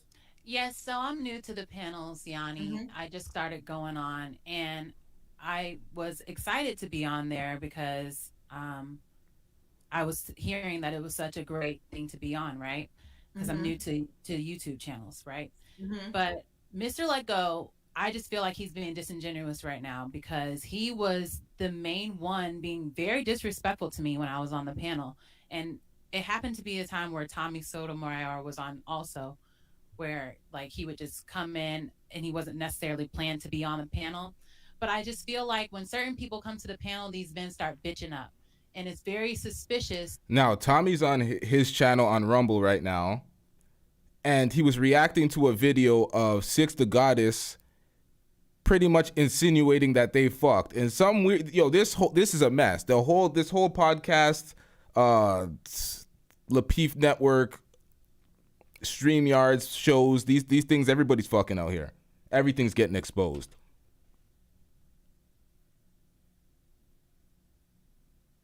That they want to play these nice games with these men that are coming to the panel, but then try to act like they're protecting women. It's not a boys' club. If somebody is right, you should be on their side. If somebody is wrong, you should tell them they are wrong. But when these men are cutting us off, and Mr. Let Go cut me off so many times on that stream, but when these men are jumping in, just because they disagree with your point, nobody can understand where everything is going. Everything gets misunderstood. And then they end up arguing about something you weren't even trying to talk about. So I understand what he's saying, that he protects some women, he buys tires or whatever. But at the end of the day, I was still new to this space, and he was very disrespectful to me, and I was not disrespectful to him. Okay, so how do you feel about the space when it comes to being on the panel? Do you feel like you have a voice, or do you feel like you're oftentimes silenced? I don't feel like I'm silenced. I feel like I am dismissed a lot, but I also feel like I'm rarely understood when I'm trying to make a point, because I cannot land my points without. She just wants niggas to sit there and listen to stupid shit all day. That's why she said she's dismissed. It's like she wants a participation trophy, but you got to get through this. Jumping in, and it just frustrates me because it feels like I'm just there to be the cute face with the tits and the punching bag. But it's like, I'm here to be the cute face with the tits and give you guys opposing views. So if you can't just listen to somebody's views that you can't agree with and agree to disagree, how are we going to have conversations? I'm asking the same question, girl. I'm asking the same. So I don't know. I'm trying to figure it out. I thought the whole purpose of these panels, it was supposed to find understanding in each gender, because we have a different experience, which creates a different perspective, and we come together, we meet up, we have these conversations to find reason and be sensible. But I don't see that. I see a lot of disrespect. I see a lot of silencing. I see a lot of women not really being able to fully get their point across. They get cut off, and then their point is derailed, and then you never really fully get your point across. So I don't know. Let's see. We have, is it Sheba? Yeah, it's like Queen Sheba, darling. Okay, let me go ahead and add her. I'm gonna drop you down, Island Girl, but please don't go anywhere. Thank you. And then B. Taylor, did you want to add anything to what she had to say? I mean, I want to say, I'll take accountability. I brought Sheba to this world, right? And it was more so hey, I think you're intelligent. I think you're smart. I think that you know how to debate very well. You would be great in this space. And then she was on that channel with that side, and I didn't even actually see the whole altercation between her and Anton. So I didn't even know that had went down. Apparently, I didn't watch that show, but I heard about it, but I never tapped in on it to see what happened. I wasn't on that show. Usually when we're on a show together, they like to call me and Sheba sisterhood, because we stand up for each other. She's had my back, because usually when I'm on these panels, I'm battling by myself, but she'll jump in and, hey, let her talk, let her speak, da da da da da da. And then they call that combative. That's not combative. That's her standing up because they see them jumping on a woman and not letting her speak. And so we have each other's back in this space. But I brought her onto this space, so I'll take accountability for that. I didn't know all of that even went down between her and Anton. I saw it, but I didn't know. I thought it was just a little back and forth. I didn't know he muted her mic and did all of that. It was hard to watch because it was just, I don't know. I think Sheba is one of those black women where she deserves respect. You know what I mean? She actually deserves it. So that's what was so off-putting about that. Queen Sheba, do you want to weigh in? Yeah. Can y'all hear me? Mic check 1 2 3. Yes. Okay, look, first of all, let me just say thank you for hosting this conversation. Much needed, highly overdue. And I really appreciate the camaraderie in the chat. And it's not necessarily about taking somebody down, but taking a stand, right? And I love how Black people come together and say, hold up, wait a minute. This is where we draw the line. And if nobody else is, technically the men are supposed to be speaking out. Technically, this is the men's job to be on here and say, hold up, fellas, because we're kind of running amok. There's a little bit of spillover, and we're mishandling the ladies. Even if they're mishandling themselves, because the excuse is, well, they come on there, you're still the man, because that's the narrative you lead with. So go ahead and take charge, repurpose the platforms, and get the women that you want on there. Right. Because let me just say how this works. Ain't nobody coming without an invite. Period. Right? Just like somebody cannot come to your home without an invite. I'll cover Mr. Let Go first. Mr. Let Go, I have yet, and please forgive me if my memory has failed me, I have yet to see you take a public stand in the moment to cover a Black woman. Now, God bless you if you've done that behind the scenes after the impact, the emotional trauma, but that's no good when you haven't done it publicly. Now, Mr. Let Go may have told me shut up, but I probably told him shut up first. And I'm going to own that because sometimes he gets on my nerves. And I kind of shuck and jive with him. He's not a real threat to me, right? When it comes to, there's a lot of shit that he can do better and he should do better. And I really hope this conversation has him thinking differently about his brand and his platform. So that's the first thing. But Mr. Let Go, when Cookie was up there, I was so disappointed in you and the other men and also some of the women that were there. Everybody should have dropped down that night. Everybody should have walked away and say, you know what? This does not align with my brand. This does not align with where I want to go with Black women. And I don't want anybody to misconstrue that I support this. You see what I'm saying? Right. And not only that, Mr. Let Go, you laughed. Roll the tapes. You laughed when JR was the only one that said, are you okay? Right, Roll the tapes. I got it. JR said, are you all right? And she took a pause. And I was like, oh, damn. She took a pause, y'all. And I was like, damn, she got hit emotionally. She don't know what to say. And they all started laughing. That was the first thing. Mr. Let Go, you did not take a stand. Okay, JR was the only man that checked on her. The second thing is, let's talk about Anton. Anton, I was not disrespectful. First of all, you weren't even supposed to be on that panel. I had made it clear to HR I was not coming up when Anton was on the panel because I didn't want to engage in that manner. And they were like, cool. What happened is Anton popped up in the middle of the show. And you could see me getting shifty a little bit because Anton's not coming to Kumbaya. Anton is coming to Anton. And that's fine. That's his brand, right? That's his brand. But I was a little shocked. Trigger Mike was doing a great job. There was no announcement that they were. So the women are now talking to HR to avoid Anton. That's why Anton's not on the show anymore. Women don't want to argue with Anton anymore. Yikes. Be a change in a facilitator. So my first thing is when he said I interrupted. No, I needed to know just really quick because Yanie, just like you facilitate your panel right now, if you drop down and somebody else. DJ Dirty Mo, you're saying, why are y'all saying Tommy smashed 6? He didn't say that. Tommy was reacting to a video with her saying something like that. She made a slight intimation that they did something. She didn't say they did. He didn't confirm it either. Let's be clear. Let's get back into this. A lot of people fucking in this. Appear, we'll all be like, oh shit, where's Yanie? What's going on? So what I was trying to do is clarify, hey, listen, are you a panelist or are you a host? Because I know how this thing works. And he kept saying, don't interrupt me, let me finish. You might like what I'm serving up. Okay. He was like, don't interrupt. I just need to know, are you hosting? Because it wasn't his turn. Right. Okay. And he does that a lot. He says, I'm cooking right now. And then he cuts you off. He went after Mr. Let Go, but technically, Anton, you disrupted the flow of the show. It was not your turn. You were not supposed to be there. And I get it. It's your platform. But you have to decide either you want to be the boss or you want to be the participant. And if you're going to be the boss, you cannot get on the front line with the foot soldiers. That's just normally how it works, period. That's the first thing.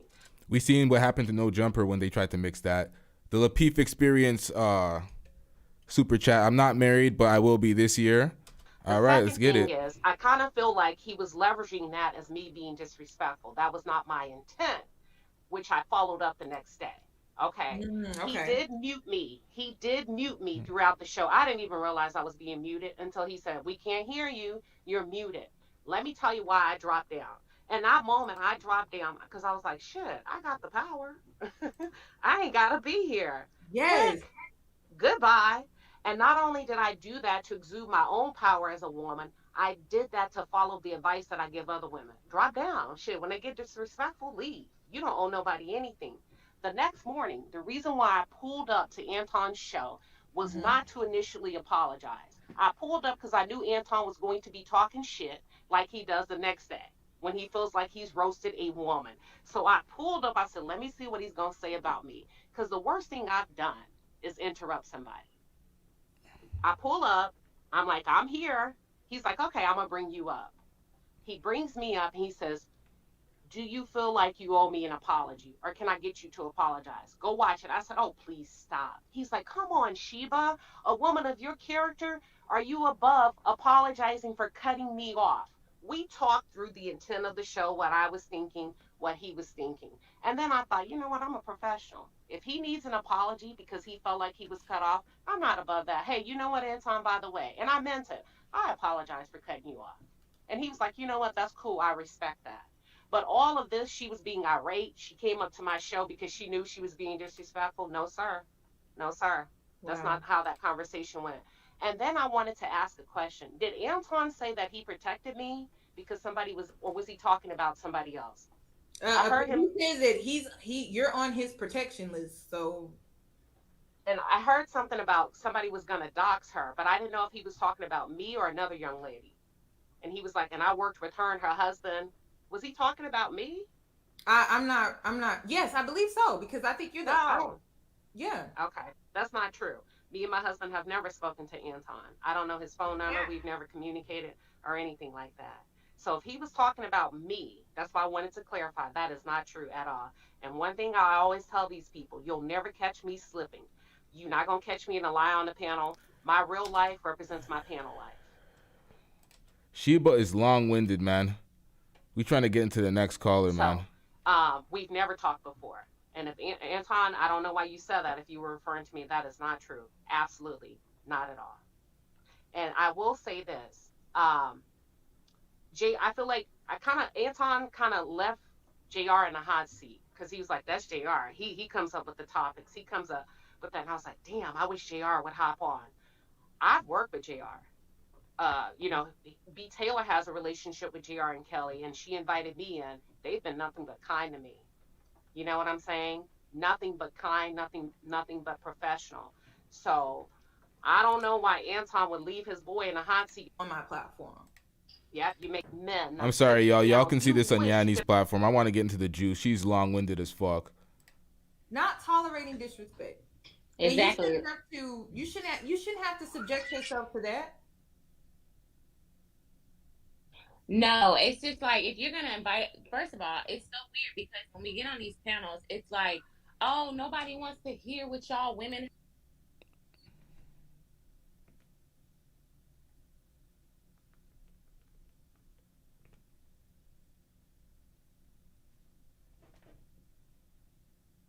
We don't care. Let me tell you, we don't care.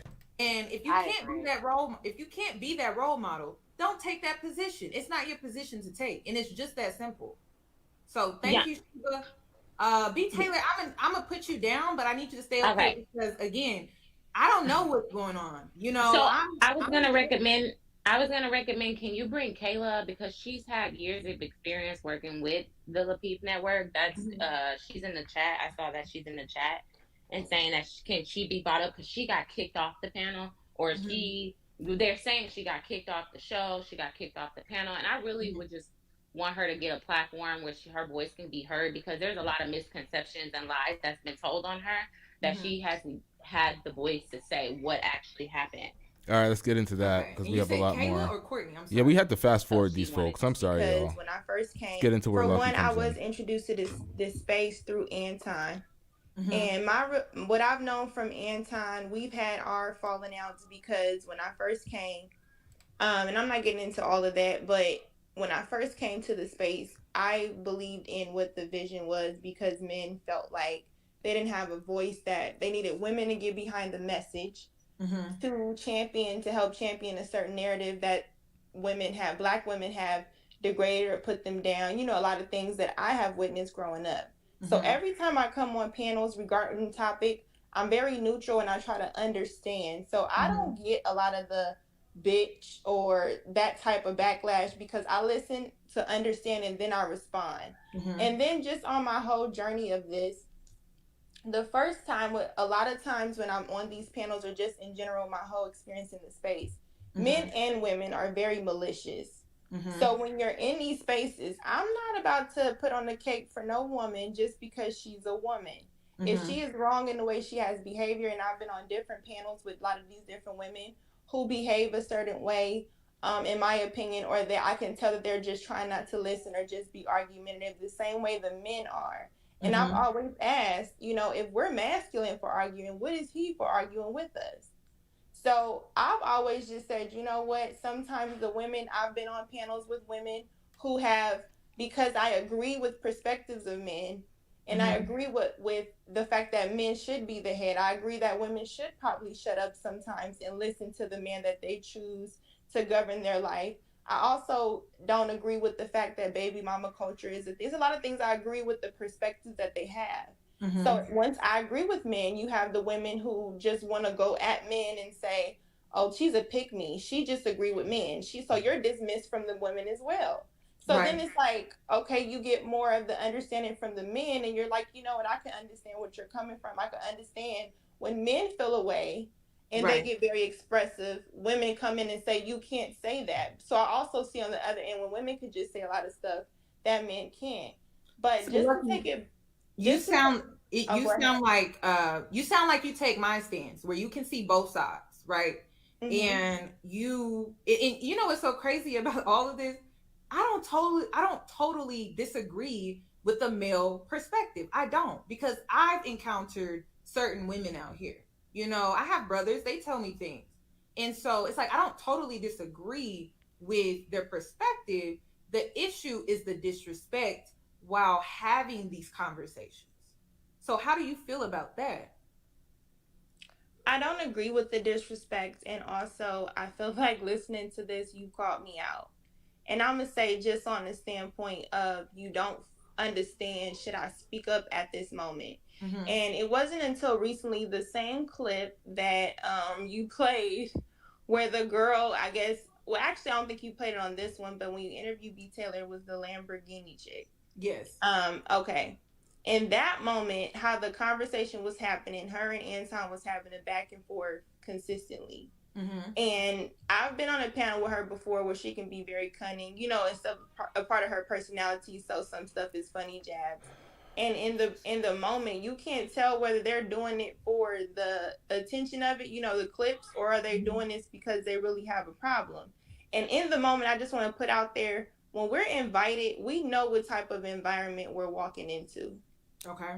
So if you come into that type of environment, you know Anton's going to be Anton, which he represents AntonDaniels.com, his channel, where I came to know him from, where I was introduced to the space, and then from there invited to come to panels. Now, even me being invited to come to Lapeef, I've only been from the past, I've only been up there once.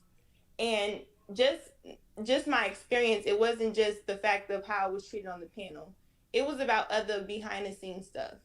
So when you get that perspective, the way you look at it on the panel is different. So because you understand some stuff is for this, some stuff is for, I believe this, but I'm going to make it sound a little bit extra. You know what I'm saying? For the wow factor. Then you have some people who play the role as a troll. So they just want to say stuff to curb the conversation for entertainment. Then you do have Mr. Lego. We go back and forth about interrupting, but he does say, hey, look, let Lucky talk, or he does chime in. So there's a lot of other factors that play into how each personality play out on the panel. And me personally, I am not about to stick my neck out for nobody, because I've known people through these boxes. And from my experience, once you try to get too personal, people just want to get to know you to expose things. Exactly. And constantly keep doing it. So going forward, it wasn't until recently B. Taylor on the back end was like, girl. It's a good thing she recognized that, because that's a lot of these YouTube niggas. Women on YouTube, men on YouTube, they want to get close to you because they're not your real friends. They're your YouTube associates. They're trying to use you for something, and they're trying to get information, trying to extract some information to use against you. This shit is slimy out here. Or we got to get you up to code with sisterhood or something like that, because just me growing up, I have never had a good experience with women, and I have always understood men a little bit more. So when I come to these conversations, I'm a little bit comfortable. I'm not. Wait. I said it's a good thing that she knows that, but there's rumors over her name right now. We're going to get into that in a second. Alarmed that he yelling, because I'm going to say what I say. I'm not alarmed that she being nice, nasty. I called the shade, but because you saying it nicely, you think we all don't know that you're being shady because you're a woman. So I understand both perspectives, so I always just represent myself. And if I don't disagree, I'm not speaking up. And sometimes they could look like I'm going along with stuff. You know what I'm saying? So that's just what I wanted to come in and say. So you basically what you're saying is, while sharing these spaces, because you feel like it's everybody for themselves, you just stay in your lane, basically. Is that what you're saying? Yeah, because if you start to I speak up for what I think is right on the topic. So if we're talking about a particular topic, there's been times where I've had a total different view than the women on the panel, and they'll come at me personally. And it's like, dang, why we can't just disagree on the topic? We're not really about to change the world here. So then sometimes I'll continue the conversation over to my channel, and I like outrageous perspectives. I like people that sometimes people don't agree with, just so we can have the conversation and bridge the gap for understanding. It's really up until all this stuff start hitting the fan where I'm realizing some people in it for money, some people in it for views, some people want to see you fall. So it's just like, I just want to get away from anything that seems toxic. This is all a business for money and views. Every time a content creator puts out something, they're trying to get money and views. It's how much would you compromise your morals? How much would you compromise your standards, your principles? How much would you compromise your lifestyle and display your family for those views? And people get carried away and lost in this business. Let's get back into it.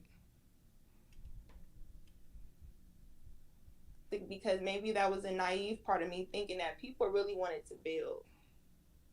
Okay. So do you feel like you're gonna go back on the panel if the disrespect continues? Because it is a toxic environment. That's why. Yeah, no, that, and I've actually expressed that on the back end, and put like a little video to tell people I'm kind of done with male panels until it actually gets better. I called into Anton where I kind of just asked him question, and he made it clear, get the money, and that's what it is. But he's also not on that panel, and I'm not going to sit here and say, because of what I've known from Anton, he's this horrible person, throw him out, because I know so many people that in my real life that have done a whole lot of horrible stuff than just say some crazy stuff online. And I just have this thing where I believe in a bigger message. But I think that going forward, if the panel is going to continue to be against Black women and they're going to uplift other races of women, in my opinion, in general, I feel like, how the hell can I compete with that?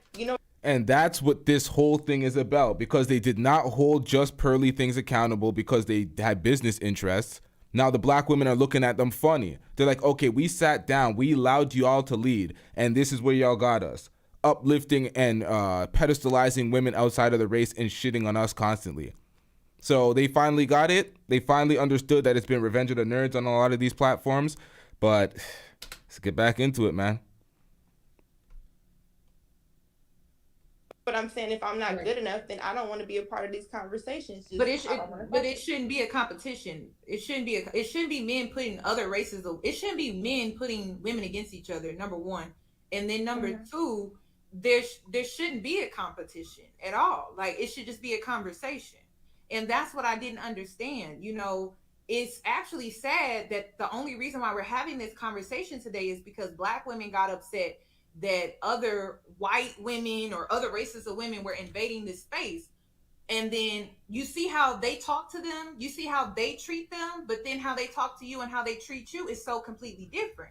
And so it's like, it's not that they're incapable of being able to have a respectable conversation. They choose who they have that respectable conversation with. And so when I'm sitting back and they fucked up and admitted that on this live stream. Anton admitted that he antagonizes women for the arguments, and Mr. Let Go admitted that he treats certain women differently, and he protects certain women and not the others. So without the context, the full context, it just sounds bad. Let's get back into this. But it's their show. They can do what the fuck they want at the end of the day. Looking at all of this, I'm like, so you can talk to her with so much respect, but when it comes to a black woman, it's like, oh, I don't owe her that. I don't owe her that. And so it's so loud. I'm an innocent bystander. I'm just a viewer. I'm just watching. But I noticed how they were so respectful and honorable when it came to the non-black women. But when it's black women, they get real nasty. They get real short-tempered. They easily get triggered. And they feel like they don't have to offer you that same level of respect. So that's what I saw. And that's why I'm like, why did it have to go to this point where, or get to this level where it's like, oh, they want to bring on white women. They want to, and it's like, you've been disrespected this whole time, though. Like, this whole time you were being disrespected. Yeah. And I think that's the part where, on the back end, I think when you have private conversations that aren't public, but the public situations have already happened, like for me, a lot of people gave me slack or saying things like, oh, how could you even work or do panels with a Tommy Sotomayor? Because I'm of the belief that you could talk to anybody, right? If first of all, if we're in a space where they're repeating somebody's points and they're just regurgitating certain facts, a lot of women hated Kevin Samuels, but a lot of women also can say, oh, good things about this person. Mm-hmm. For me, it's like I've seen smaller channels that aren't even as big as some of these people have done egregious stuff, and the same people who have a problem with an Anton or a bigger name still support other channels who are no different. Mm-hmm. So then you start looking at it, are we pick and choosing what we're outrageous about?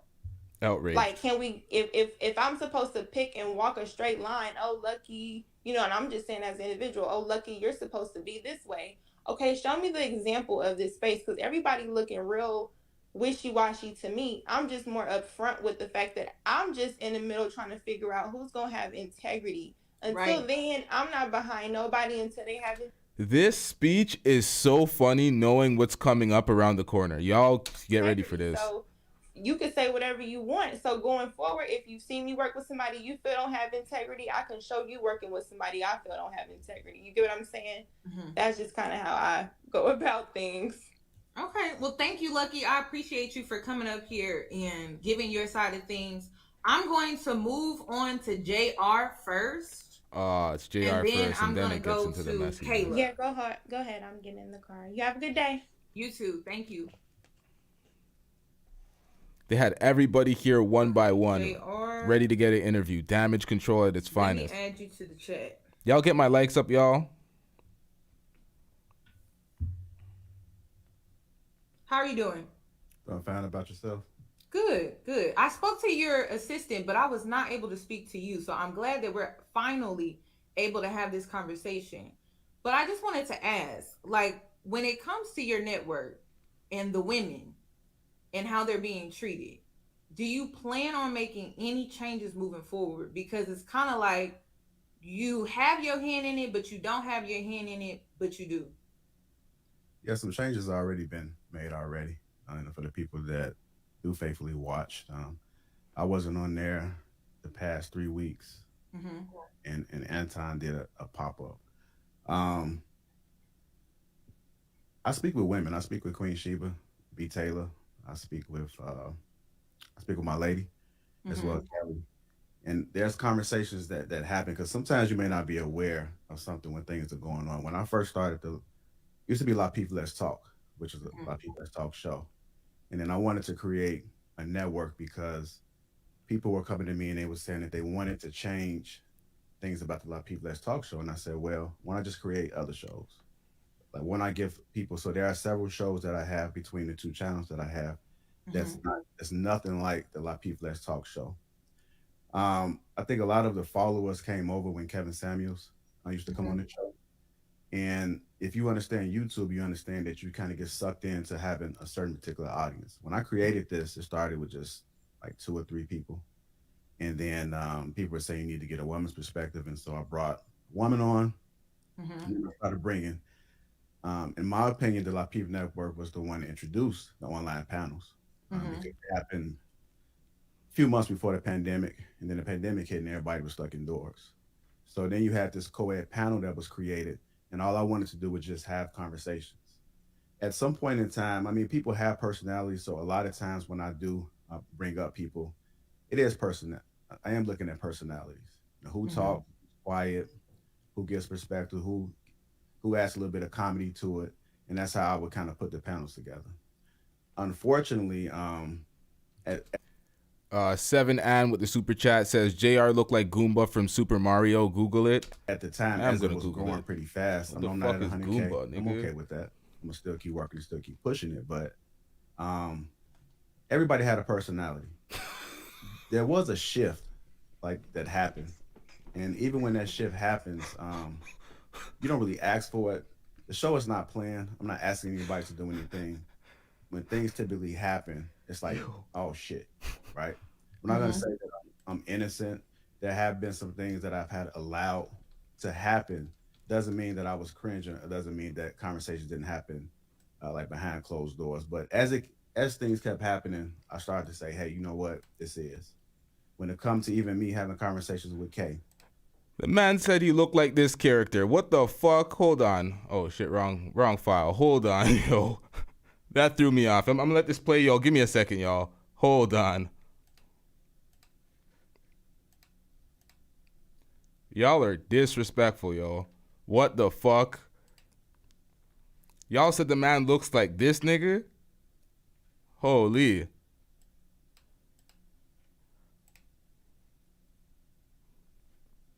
Disrespect. All right, let's get back into it. about the whole and about the traction of branding. How does this look? And as you grow, because we all grow, I think you have to make some adjustments. And sometimes you don't realize things are happening is really that bad until the right person come to you and point it out and able to articulate it and paint the picture like, you know what, I think it is. So as of like recently, I took a step back. I was on yesterday, and if you look at yesterday's show, because I had Trigger Mike, the past few shows before yesterday, I wasn't even knowing that Trigger Mike was running it. And I had a panel of people that would be able to just have a conversation where it wasn't any explosions or people going after one another. And even last night, when I picked the topics, I tried to pick topics that didn't pin black men against black women. You know, so, and I was in control of everything that was going on because everybody talk about the same stuff. So lately, as of lately, I have been trying to push it a different way. I still try to give a little bit of entertainment. You know, like Mr. Let Go he's a good dude. And I think some people understand the entertainment aspect of it, but some people don't know what they are walking into. You know, I ask people, I'm constantly always searching for people. Some people I've never seen them talk. I don't know how they're gonna react. I only know the people that comes on often. So to kind of answer your question, that there has been some changes that has been made prior to all of this happening, like this Just Pearly. I mean, even changes within my life, you know, that I've been going on, has been pouring over and looking at the bigger picture as far as like the direction that I want the Lapeef Network to go. And what is that vision? What is that direction? It's I want to bring people together. I'm not sure if you're familiar, but I did have 2 live shows. I had one in Houston. I had one that was in the A. And so if you came to the show, it was definitely an upgrade with the go out for a second. Okay. Give me a second. It brought people together. And so that was the vision that I had. Everybody had a good time. It was a 2-day event. I also highlighted shows because I'm always about giving people opportunity. You know, there's a lot of people that have been developed and have made a name for themselves through the Lapeef Network because I'm always giving more than I'm receiving. You know, that's just the nature that I have. So when I say direction, like there's some things that I have that's planned. I want to create more shows. I want to create in person. Like the panels are going to kind of fall apart. I'm gonna still do them, but I'm gonna focus more on doing in person. And it does get draining. I get it.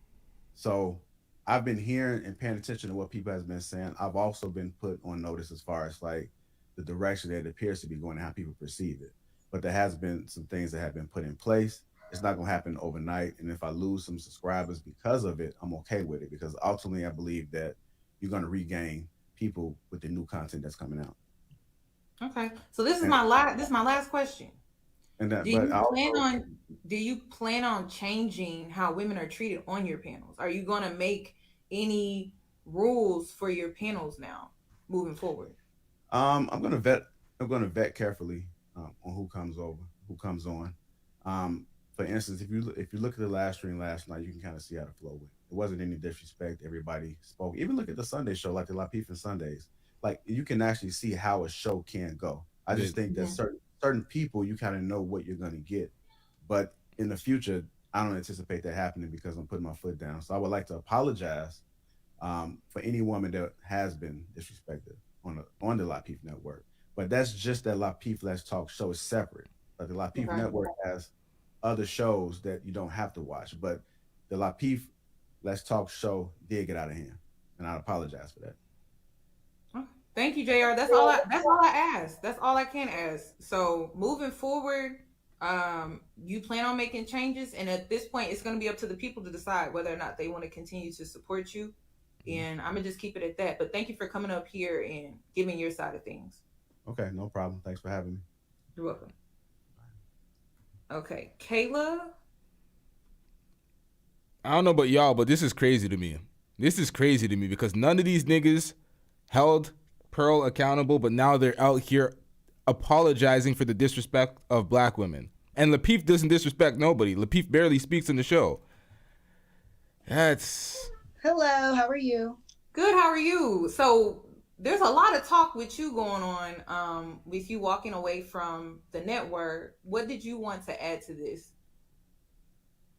So what I will say is that, like JR said, they're back in the era where it was the consistent. Just understand, the bigger the brand, the safer they are with the dirty laundry that they're spilling. So as the no-name brands start to trickle in, the dirty laundry starts to spill out. So let's get into this. The same people consistently for a while. We did have lots of like internal meetings to try to curb certain things, but people just didn't adhere to it. You know, JR would call a meeting and say, hey. Searchai 87 says, nah, some women just want to be disrespected, so they want Anton muzzled so other men so they can talk they Cynthia G rhetoric. I agree, LT. Is that what? Let's get back into it. Shout out to you for the super chat. Let's get it. Guys, you know, whatever, behind the scenes, but you know, he can't control people, you know, so people will still just do kind of whatever they wanted to do because we're adults, you know, you can't force people to stop. So, I mean, at the end of the day, I just felt like it was that my main issue was Anton. Everybody knows, like, me and Courtney made up. Me and Rilla are cool. I love B. Taylor. I love Sheba. I'm pretty much cool with a good deal of the people that was formerly in the space. It's just I can't do the Anton or the logic. And so I really had to walk away because at that time, Anton was still on the panel every week. So I just want to clear that up for people who was trying to say, or he did a whole video trying to say he put me off the panel. That is completely false. That is not true at all. I'm not going to speak for Kay, but whatever he said about him putting her off, that's not true either. Okay. But I just personally, for my own mental health, I just had to. Now, I don't know what's true, but it seemed like Kay walked off and it seemed like Kayla got kicked off. So I don't know. Not be in any space with Anton or Q or Logic ever again. So I just felt like it was better for me to just, you know, move away from that. Because like I said, at that time, Anton was on the panel and was not leaving the panel. So that's just my perspective. Okay. So do you feel, what changes do you think for them to like get you to come back? Would you ever go back? First off, let me ask you that. All right, so let's just get this clear. They're coming up here to apologize to Yanie for some reason. They're implementing changes to their show on their platform, all because they did not hold Pearl accountable. So you're bending your knee and bowing down to these women and capitulating to their wants because you refuse to hold Pearl accountable. This shit is ridiculous. This is pathetic, actually. Y'all are getting bitched because you didn't want to hold a white woman accountable. Yikes.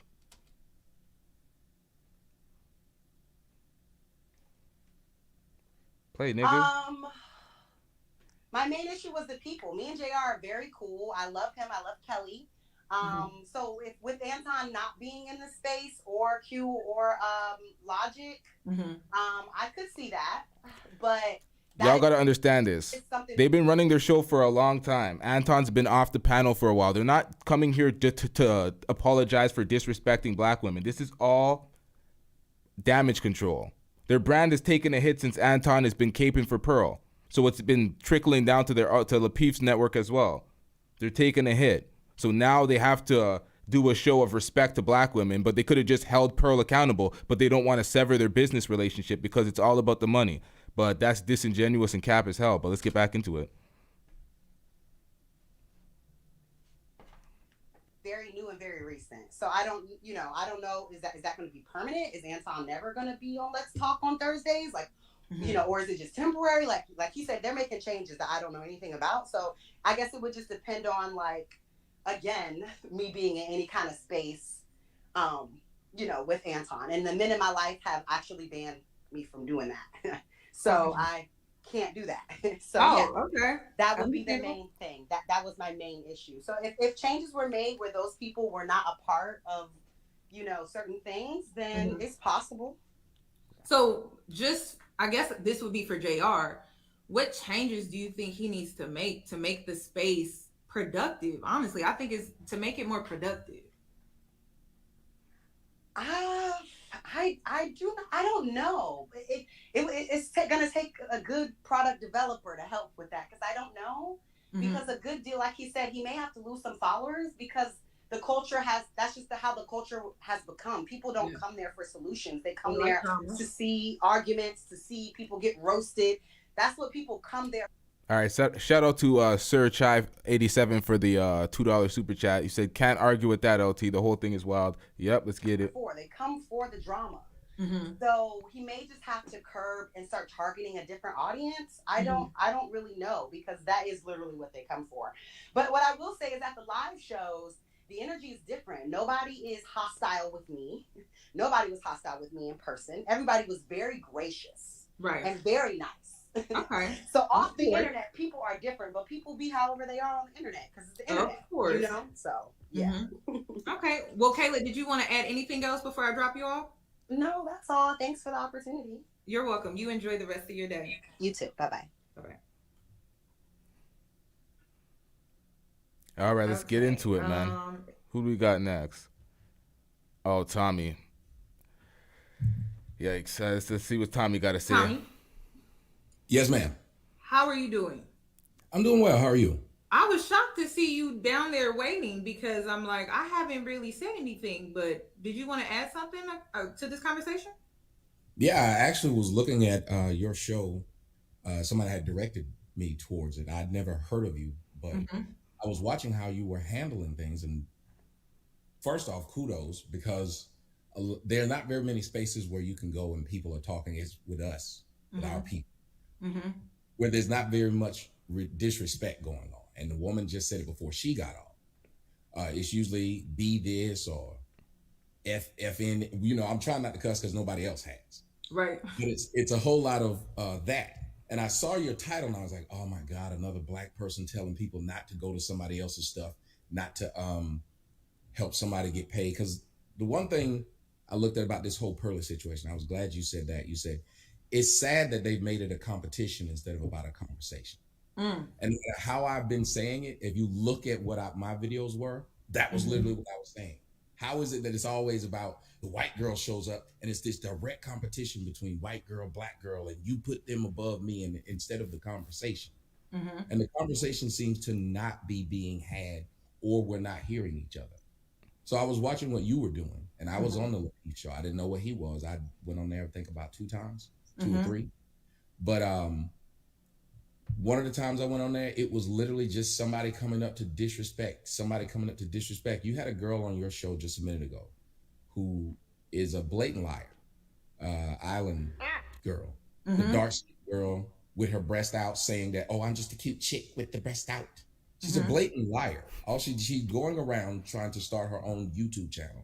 The black guy, and I had to kick her off mine because I said, wait a minute, every time you go to somebody's channel, you're starting stuff, and you're trying to get people to come to your show, and you're Mrs. Pro-Black, and you let people know off top you living with a white man. So it just sounds completely crazy. No, wait. Because I don't like you're speaking on things that I don't know anything about. Mm-hmm. But she is down here. Do you want? Let me go ahead and add her. The whole thing was she lied. Oh, they let them attack me, and I'm just the girl with the cute girl with the breasts. But I'm like, the first question was, why would you eat? All right, so Greatness to Work says Yanie made a live the other day that was so disrespectful towards men. She has no room to question anyone. Her and the B. Taylor chick and the other lady. All right, I didn't see that, but let's get it. They don't know you. Why is it every time you come out, your breasts are there, but you're acting like someone asked you to do that? The breasts are out, yo. He's not lying. You did that on your own. Then she lied about when she came on my show when I just stopped talking to her. I just stopped. She spent the whole time in the back of my show, like on yours, talking back in the back, saying how, oh, I understand what you're saying. And literally I played where she lied. I played it on the show. She claimed that, well, I immediately said, I'm sorry. So I played that. She didn't. But the point was, you got someone that's jumping around from everybody's panel, spends the entire day. And that's what YouTube has become for Black people. Let me come up and let me knock you down at the same time. So that's what I was afraid of when I saw your panel, when I saw the title. Well, you are aware that this is about disrespecting Black women in these spaces, right? Yeah, so that's what I said. When I watched it, a lot of times what we do is we'll see a title. We'll go off that title. But not me, I like to do my research. So I said, well, let me watch it. And I watched how you handled this. And we don't do very much of that when we handle each other. I talked on my show yesterday. I said, we don't have grace for each other, meaning we can fail. If you ever notice, when we go to a white store, the white store might treat us bad, not give us the best service. We'll go back though. If a Black place, a Black store gives us bad service, not only will we not go back, but we'll go to the internet, we'll go to our friends, we'll go to our family and say, telling you not to go there. So we'll try to kill a Black business. I watched somebody in the comment section while I was, somebody brought my name up and then they just had a whole bunch Wait a minute. And that's Wait a minute. This all sounds great, but Tommy was protecting Pearl while destroying Six and Danica. So this is confusing, my nigga. What's going on, Tommy? And I clicked the link. But somebody well, said, I have seen some of your content in the past of you being disrespectful to Black women on your platform. So what has changed since then versus now? I haven't watched your content as of lately, so I can't really speak about as of lately, but in the past, I mean, you created an audience doing that as well. I don't know. Well, first off, y'all doing all these panels? I didn't. Most people would rather watch me talk by myself. I know, but I'm just speaking in general. Like, you created an audience disrespecting Black women as well. Well, no, I did create an audience of people watching me talk about what Black women were doing. It was specifically about what was doing. Everything I said, I showed. Now, I'm not here to defend Black women and the negative things that they do. I'm not here to do that. I'm just saying, why is it that when we have these conversations? Shout out to Clifford Dotson with the $5 super chat. You said nothing, but shout out to you. Let's get it. Hold Black women accountable, but the shaming, the insulting, and all this extra not a conversation. Stuff, all the extra stuff. Well, it's not a conversation if I'm talking to a screen. You'd have to judge me based upon when they're in front of me. That's a conversation. I know. So, that's exactly what I was saying when people like to talk tough through the internet. It's like, it's not a real conversation. I'm not saying it to your face when we're talking through a screen. Unless we're in the same room, it doesn't really matter. But let's get back into it. I get what you're saying. When I have men in my life, right, they hold me accountable, but they don't shame me. They don't belittle me. They don't put me down.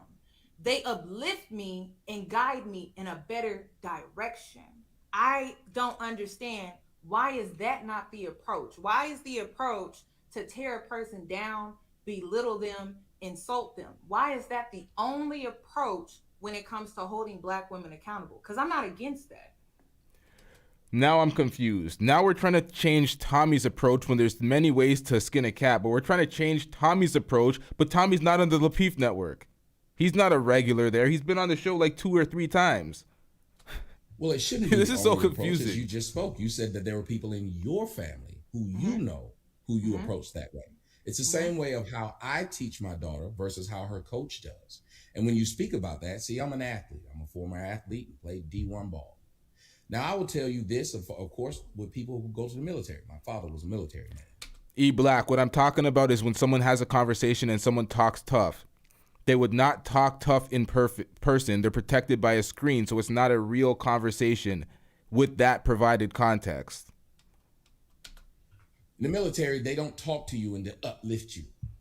Not everybody responds to that. If you ever played any sports, not every one of them responds to that. Kevin Durant. But have you tried that approach? I haven't seen anyone really try that approach. You're not hearing me. There are places they can get that. When you go to ESPN, you're going to get sports. Can they try politics? Surely they could, but that's their niche. That's the way they speak. This is the way I speak. This is the way I was trying to tell you my background so you know why I feel it works. Bill Parcells was a coach. He was a coach who believed in coaching hard. Dick Vermeil was a coach. They both won Super Bowls, but Dick Vermeil was considered a player's coach. He was considered a player's coach because he built the players up. Bill Parcells, he was a championship coach, but he broke them down. Each of them have their players that swear by them. But don't you think black women are already broken down? Don't you think they're already broken down enough by? Don't you think they're already broken down enough in society? Why don't you say this? You go to the place where the teaching works. Eat the meat, spit out the bones. You don't go to someone. Why would you marry a man who you believe is mean to women? To then ask him, why don't you be nice to women? I don't go to women who are prostitutes and tell them to stop being a prostitute to be with me. Are you married? Are you married? No, I'm not married. So if you're putting out that kind of content and you're not married to a black woman or a woman in general, don't you think that we would probably perceive that as like you hating on women? Well, no. Why would you say I was hating on women because I'm not married to them when the majority of blacks aren't married? No. But we shouldn't be having any of these conversations. You just said that if I surround myself and I engage with women, but you don't have anyone backing you on that. I didn't say that. Everybody was listening to me. I didn't say that. I didn't say if I surround myself by women. I said I wouldn't go to a prostitute and then ask that prostitute to not be a prostitute so I can be with her. I would go with a woman who already has what I need. I talked about that last night on the show. We do too much trying to change people into seeing things our way instead of respecting the way they see them. I just personally don't think beating down black people to I change. understand that. I just don't think beating down black people to change is the approach. But I understand. $2 super chat. Yanie is another feminist. She don't like correction. I don't know anything about Yanie. Yanie popped up in my algorithm this morning or this afternoon, and I seen this, and I'm like, yeah, this is reaction worthy. So let's get it. You have to understand mentally, black people are already not in the best place. You have to also understand that you're saying something. I'm accepting what you're saying. Mm-hmm. Then you won't let me say what I'm saying back. You misquoted me badly just a minute ago. I didn't say anything about that. But you're saying now, hey, I don't think black people should be beaten down. As you say, you don't think it, but you don't know. But you're not listening to me saying there's several different avenues that could take people to the same place. I live in Atlanta, Georgia. You can take 285, 20, 675. You can take a lot of ways to get to Atlanta. I'm not going to sit here and argue with someone about the way they got to Atlanta. I just won't drive that. Perfect. All right, so we got Joe O with the $13.99 super chat. Anton thinks he's the greatest ever, but he cares so much about chump change, super chats, and Patreon from viewers. As a business owner, all those are expenses he shows are write-offs for tax purposes. Direction. Why does it seem like y'all feel like when you said think, that means you don't know? But you say you don't think this will work. But then we got black people who live in households where they will straight up tell you, and comedians will say, guess what? My mom used to beat me up everything I did. My mom talked like this and said this and cussed me out. We all laugh. So why is it that in the house they live in, where they can't run away from, they can't get out of, y'all accept somebody beating down children? But me as an adult, talking online where you literally don't have to watch it. Somebody's saying you're beating. Janelle Rock says, how exactly should Yanie be corrected and why? You asking me, nigga? I don't know. These people down. No, it sounds like these people are beating themselves down. If I keep going to the gay club, you might think I was gay.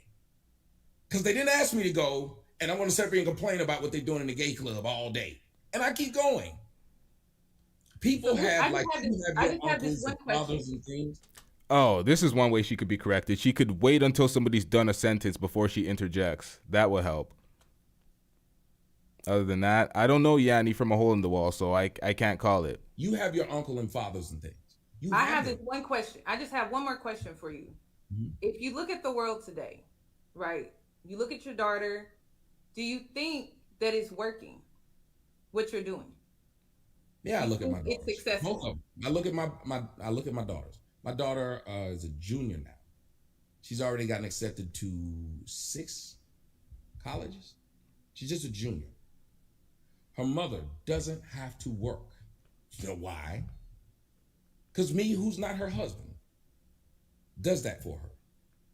They just came back from Hawaii a few months ago, and they just went to New York.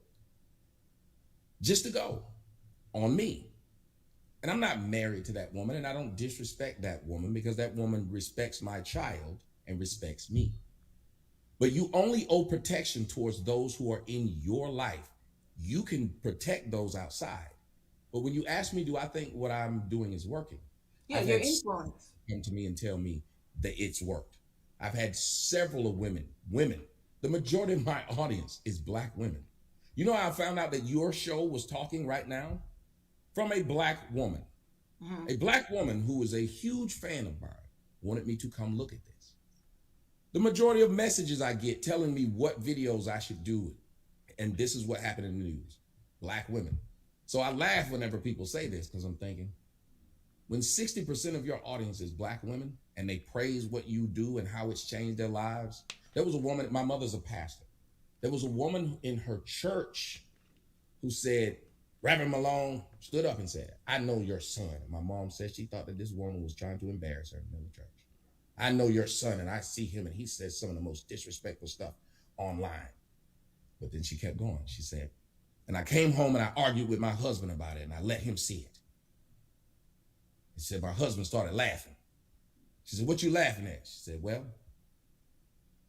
he's telling the truth. I don't like the way he's saying it, but there's a lot of truth in what he's saying.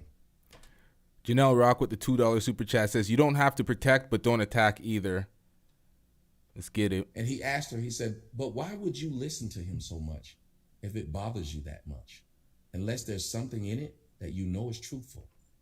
And she said, Reverend Malone, at that point I realized maybe your son like Peter, when Peter cut off the soldier's ear.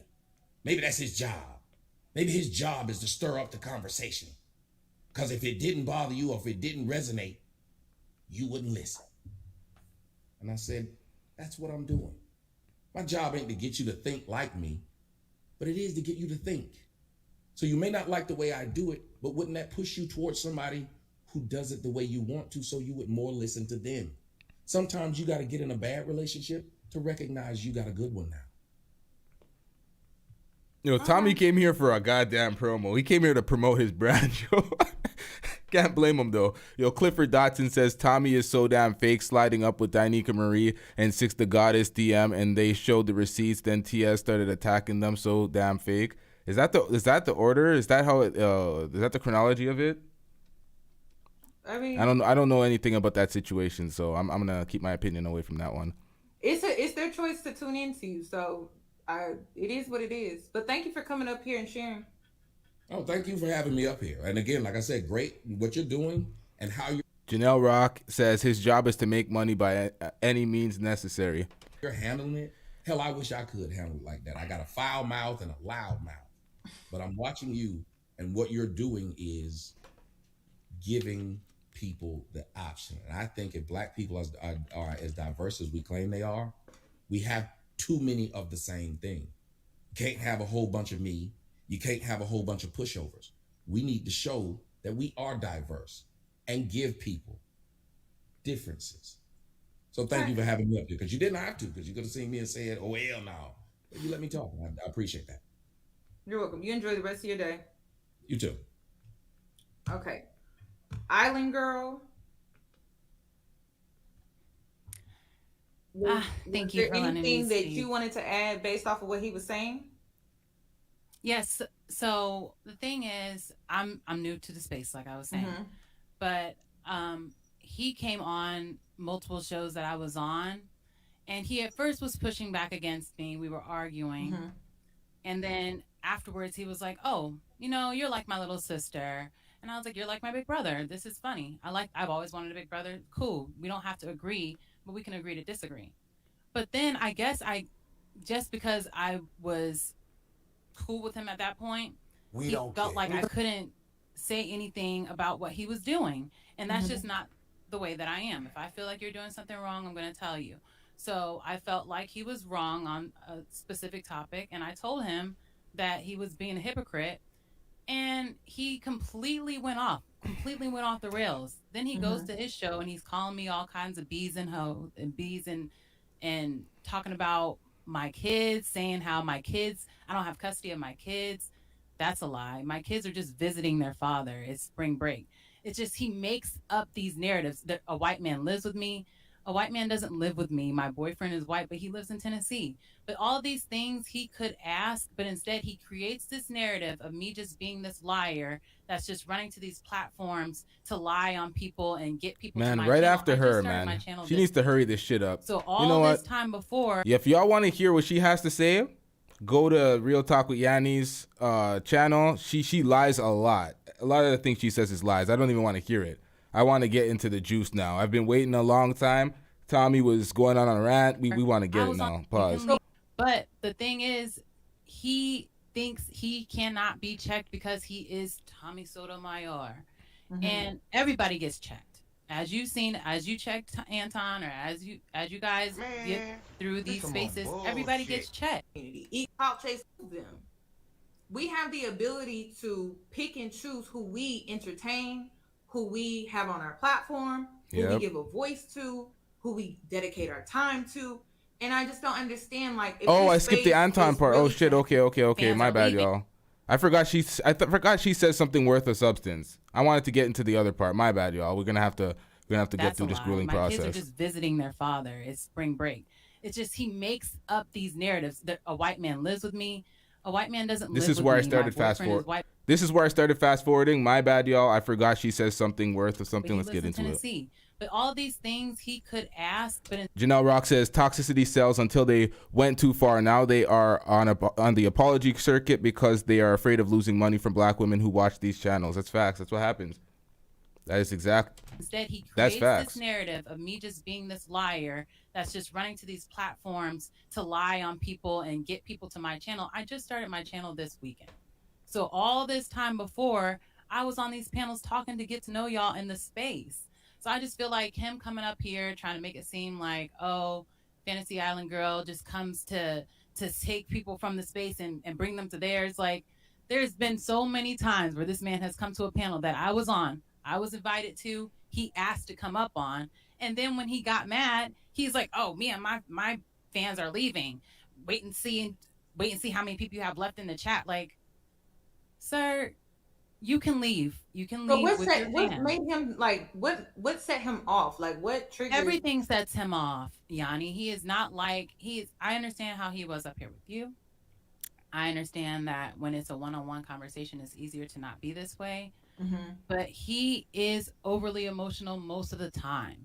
So when he gets in his feelings, he has his crew of people that are ready to back him, which is fine. Like, that's just what you get after having time in the space, right?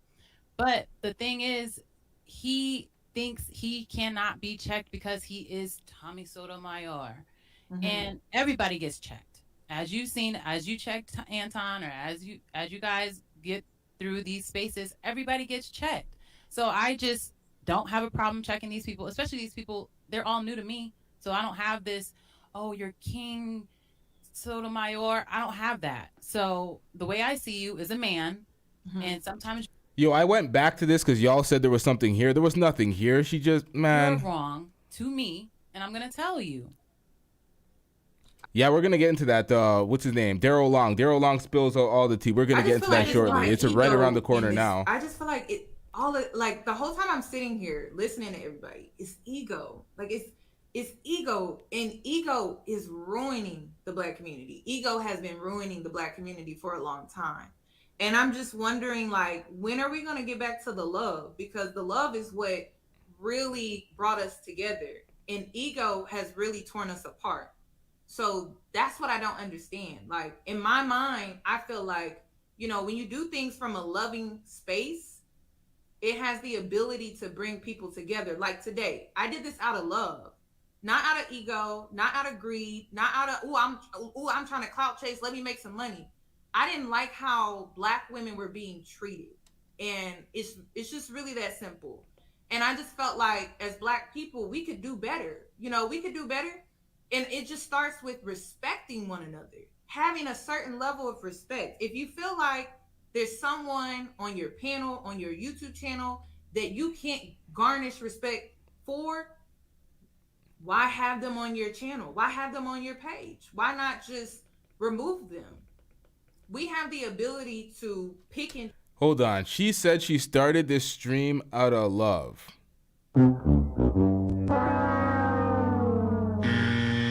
Anton's wife's face was in the thumbnail, and she was talking about coming for his wife and his daughter. Not caping for Anton, defend yourself, nigga, but that's not out of love. Choose who we entertain, who we have on our platform, who we give a voice to, who we dedicate our time to. And I just don't understand, like, if this space is really to help Black people and help the Black community move forward, I just think we're going about it wrong. And I think we have the power to change that. If something is not working, then it's not working. And this militant style that Tommy was talking about, I don't believe in it. And the reason why I don't believe in it is because if it worked, the world would have improved by now. He's been in the YouTube space for years. I heard. The community should be improving. It shouldn't be getting worse. It shouldn't be like Black men and women, the divide is wider. It's not closing in. And working through it. But in this space, I want to have more control than I have in my normal life. In my normal life, when I'm at my job, even if he's being an asshole, he outranks me. Mm-hmm. Here, I don't have that. So I will go where I am appreciated. I feel like I'm a light. I feel like I'm a happy person. And I don't necessarily agree with everybody, but we can agree to disagree. I'm really good with that. So I have my own space. I have my own channel that I just started last weekend. Mm-hmm. And people are welcome to come over there. It's all about fantasy and happy things. But I don't know. I know that Lapeef, the JR situation, I like JR. I only seen him twice now, but he was cool to me. So shout out to Janelle Rock for the $5 super chat. People don't know the difference between disagreement and disrespect. Anton saying Black women are an enemy is dangerous, given how many people internalize this. Oh, right. I have no problem with him. Right. But when certain people come up, it's not like they're coming, Yanie. Like there's certain people that are planned to come. All right, skip to Daryl Long. Everybody put ones in the chat if we're gonna skip straight to Daryl Long, because these people are long-winded as fuck. If we want to keep this in for the replay, so everybody can see this all the way through, and then fast forward when they're doing it, we're gonna hit the ones. All right, let's hit the ones. Look like Lanny. Wait, he said why Lanny look like the main character from? Okay, I'm not gonna Google all these motherfuckers, yo. Not right now, yo. All right, one for the Daryl Long. Let's get straight to the Daryl Long part. Oh, we had this motherfucker too. Oh, hell nah. Straight to the Daryl Long part. Let's get it. Pause. All right. Thank God, because I wasn't fucking with the rest of that reaction, y'all. I was doing it for y'all, but y'all don't want it. Let's get it. Up here because your name was now mentioned. So let me go ahead and bring you up. You are the last one. What's going on, Yanie? Can you hear me? You wanted to say for yourself regarding what she had to say about you? Can you hear me before I keep going?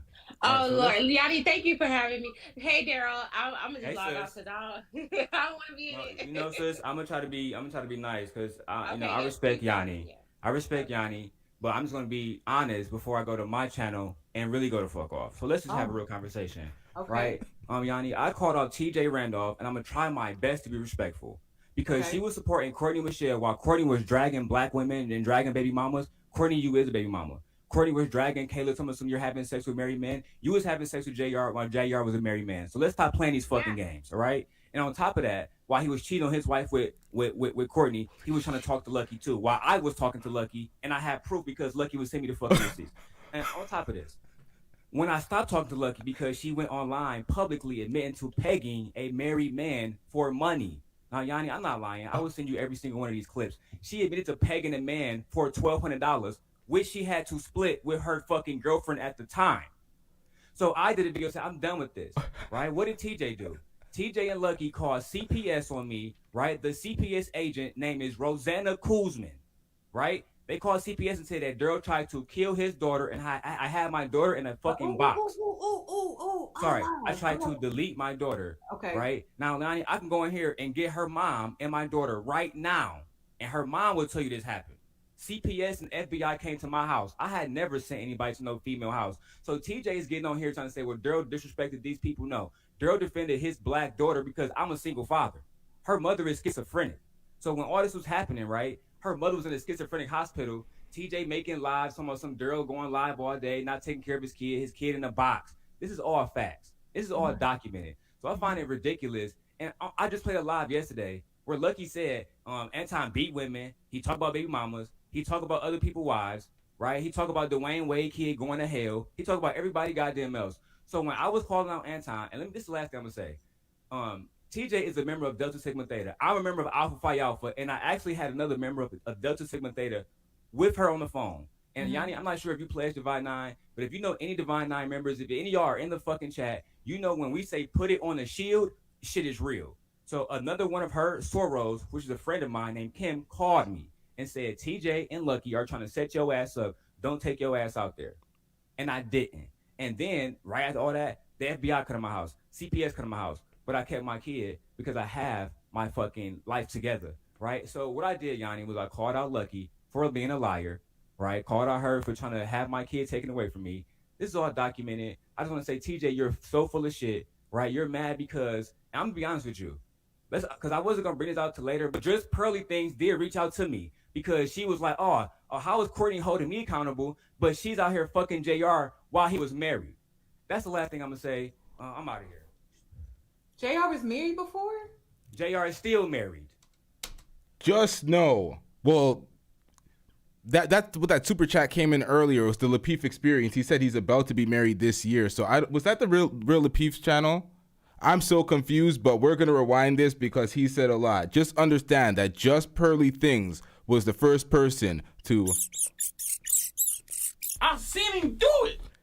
Just Pearly Things started this. Another thing stirred up by Just Pearly Things. As you can hear him say right here. Just Pearly Things said this. Hold on. But she's out here fucking JR while he's honest with you.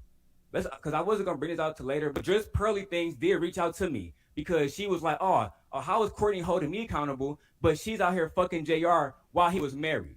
That's the last thing I'm going to say. I'm out of here. Now, this is insane. I'm going to pull this back one more time. The person he's talking about, TJ, that was the girl that we fast forwarded before we got into this. We're going to pull this all the way back. This nigga just told it all. Let's get into the super chats that I missed because I wanted to play this reaction. DMV Dream shooting the ish says only zesty men talk to women the way Anton does. Just saying. And Janelle Rock says, you know what? All these people need therapy. That's facts. Let's get back into this, yo. This is insane. JR was married before? JR is still married.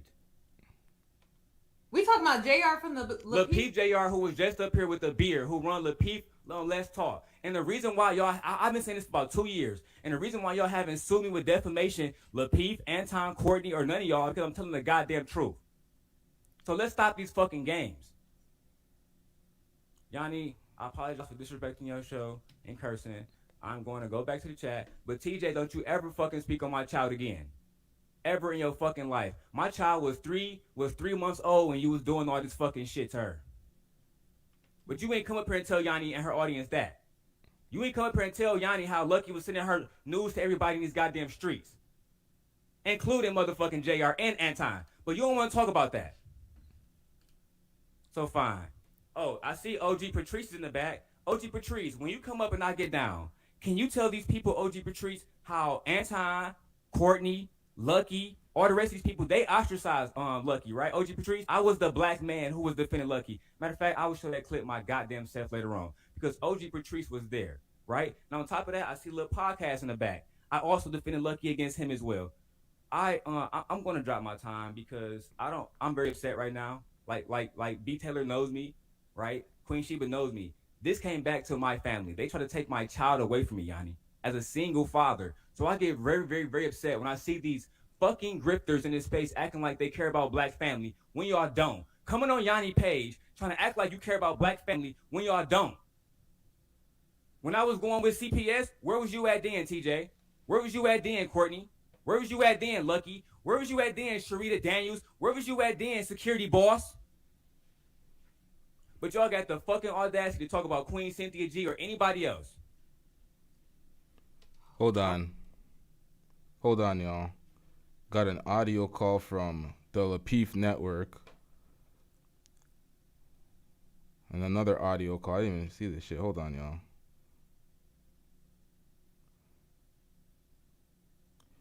Nigga, what the hell? All right, so Lapeef's calling in right now. Lapeef, if you're watching this, join the Discord. It's the easiest way to call in. I'm going to run this back real quick and hold a piss. I'm going to open the call lines when I come back. Let me read the super chat real quick. They talking about Goomba JR. Oh, this nigga's talking shit about this nigga. This nigga's trying to call in. Yo, y'all are tripping, yo. The Discord link is in the description if JR wants to call in. But I'm going to play this clip real quick while I go hold a piss because I've been drinking a lot of water. Give me like 2 minutes, y'all. This nigga said a lot. This is wild.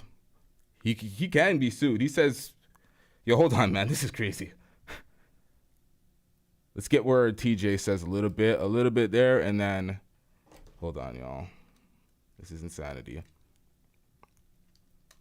I don't want someone like these people have big platforms. Like the Lapeef network is a network. Like Anton has his multiple platforms. So like, you know, I don't want to single out somebody with their personal beefs and stuff like that and then that makes them a target. And, you know, I would hope that ends. But I know Yanie and I know she just don't care for drama. So that's why I'm trying to, like, I feel like this is a time for you to speak about your experience as a single mother and the mental health. Well, really, this is about the panel. That's what this right. is about. This is about the panel. Yeah. This is about the panel for sure. Well, then I apologize again. That's not what I did. That's not why I did it, and I don't want to derail it. So again, my respect to you, and I definitely apologize for that. Oh no, it's okay. But thank you for coming up here and sharing your story. Thank you, B. Taylor, as well. No problem. I appreciate that. Thank you. No problem. Okay. Daryl, I have to bring you up here because your name was now mentioned. So let me go ahead and bring you up. You are the last one. What's now, going on, Yanie? Can you hear me? You wanted to say for yourself regarding what she had to say about you? Can you hear me before I keep going? Oh, Lord. Yanie, thank you for having me. Hey, Daryl, I'm going to just log off because I don't want to be in it. You know, sis, I'm going to try to be nice because, you know, I respect Yanie. Yeah. I respect Yanie, but I'm just going to be honest before I go to my channel and really go to fuck off. So let's just have a real conversation, right? Yanie, I called out TJ Randolph, and I'm going to try my best to be respectful because she was supporting Courtney Michelle while Courtney was dragging black women and dragging baby mamas. Courtney, you is a baby mama. Courtney was dragging Kayla, some you're having sex with married men. You was having sex with JR while JR was a married man. So let's stop playing these fucking games, all right? And on top of that, while he was cheating on his wife with Courtney, he was trying to talk to Lucky too. While I was talking to Lucky, and I had proof because Lucky was sending me the fucking receipts. And on top of this, when I stopped talking to Lucky because she went online publicly admitting to pegging a married man for money. Now, Yanie, I'm not lying. I will send you every single one of these clips. She admitted to pegging a man for $1,200, which she had to split with her fucking girlfriend at the time.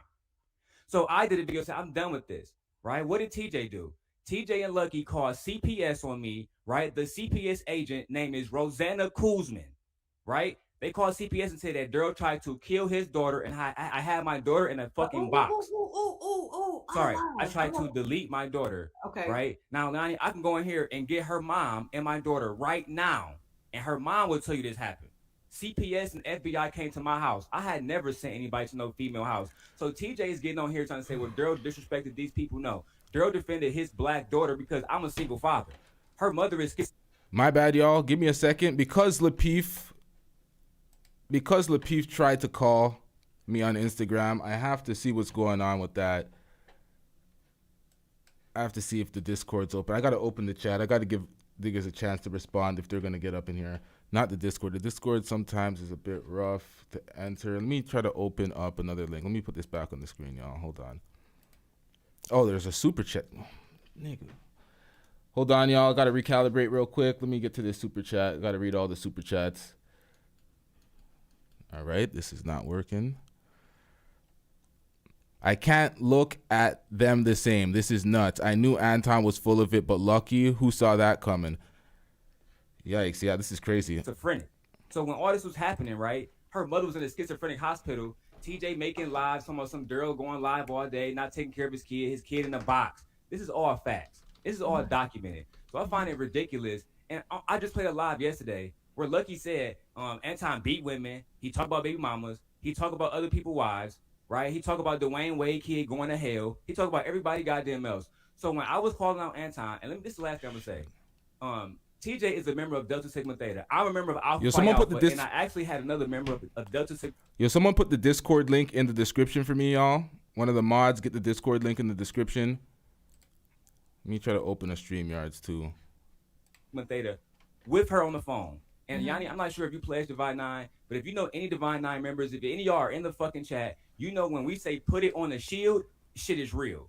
So another one of her Soros, which is a friend of mine named Kim, called me and said, TJ and Lucky are trying to set your ass up. Don't take your ass out there. And I didn't.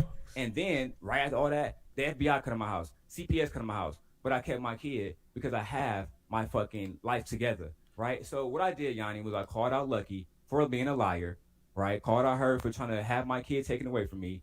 This is all documented. I just want to say, TJ, you're so full of shit, right? You're mad because, I'm going to be honest with you, because I wasn't going to bring this out to later, but just Pearly Things did reach out to me. Because she was like, oh, how is Courtney holding me accountable? But she's out here fucking JR while he was married. That's the last thing I'm going to say. I'm out of here. JR was married before? JR is still married. Now, this guy could be facing a lawsuit. We don't know if this is a defamation case. JR is trying to call me. I missed the calls on Instagram. I don't even know how to get this link open right now. I'm going to have to JR, if you're listening to this, I'm going to have to send you a message. We're going to have to set up something because this is really messy. And She's So Lucky's in the chat with the $4.99 super chat. Crazy how people just lie like that. Shake my head. This was already addressed. Lucky ain't doing anything all over the internet. All right, so Daryl Long is lying, according to She's So Lucky. I've heard Tommy Sotomayor call this guy out before, too.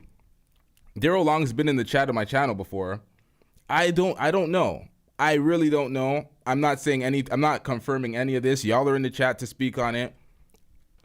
Let's wrap this up. I'm going to start another video right after. I'm going to do the StreamYards. We're going to open up the lines. We're going to get to it. Let's get it. Let's just finish up this. Let everything be heard, and then we can debate everything after. We talking about JR from the Lapeef JR, who was just up here with the beer, who run Lapeef Let's Talk. And the reason why y'all, I've been saying this for about 2 years, and the reason why y'all haven't sued me with defamation, Lapeef, Anton, Courtney, or none of y'all, because I'm telling the goddamn truth. So let's stop these fucking games. Yanie, I apologize for disrespecting your show and cursing. I'm going to go back to the chat. But TJ, don't you ever fucking speak on my child again. Ever in your fucking life. My child was 3 months old when you was doing all this fucking shit to her. But you ain't come up here and tell Yanie and her audience that. You ain't come up here and tell Yanie. She's So Lucky says, me and Daryl just addressed this live. All right. Could you send me the link? We'll react to it right now. Yanie, how Lucky was sending her news to everybody in these goddamn streets. Including motherfucking JR and Anton. But you don't want to talk about that. So fine.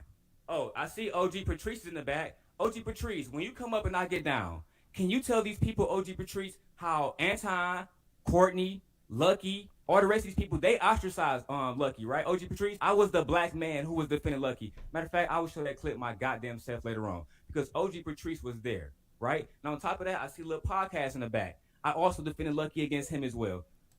Yo, what's good?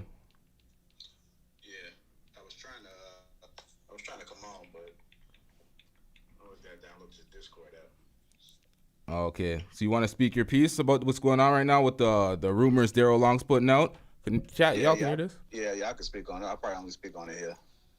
All right, so what do you got to say about what Daryl Long's saying? Because he says if he's lying right now, y'all could sue him for defamation. No, I'm not married. You're not married. That super chat at the beginning said you're gonna be married this year, right? Yeah. Oh, okay. I'm with my lady right now. We're rocking out. So, I mean, it's supposed to be a secret, but she don't know yet. Oh man, so this guy just put your shit out there on blast. Yeah. Oh man, that's rough. So Daryl Long is capping right now for the clout. Is that what we're going with?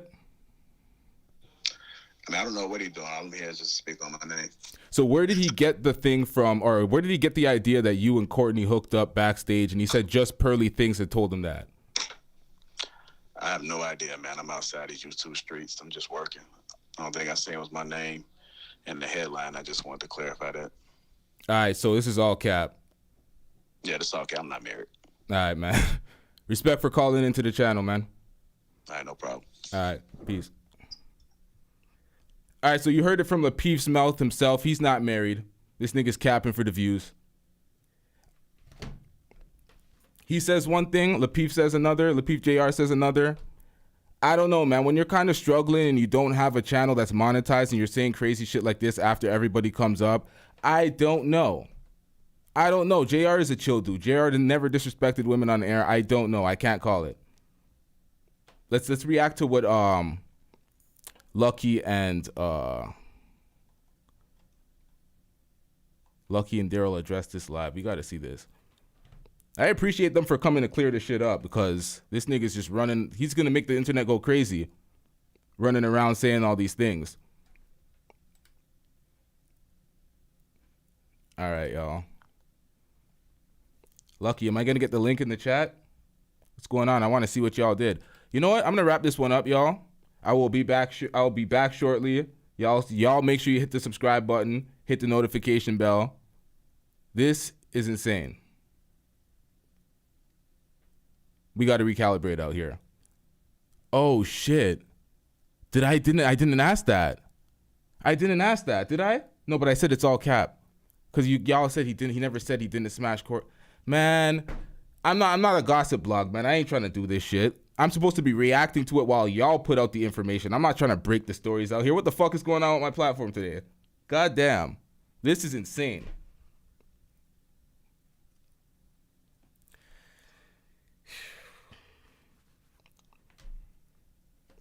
Wait, there's more here.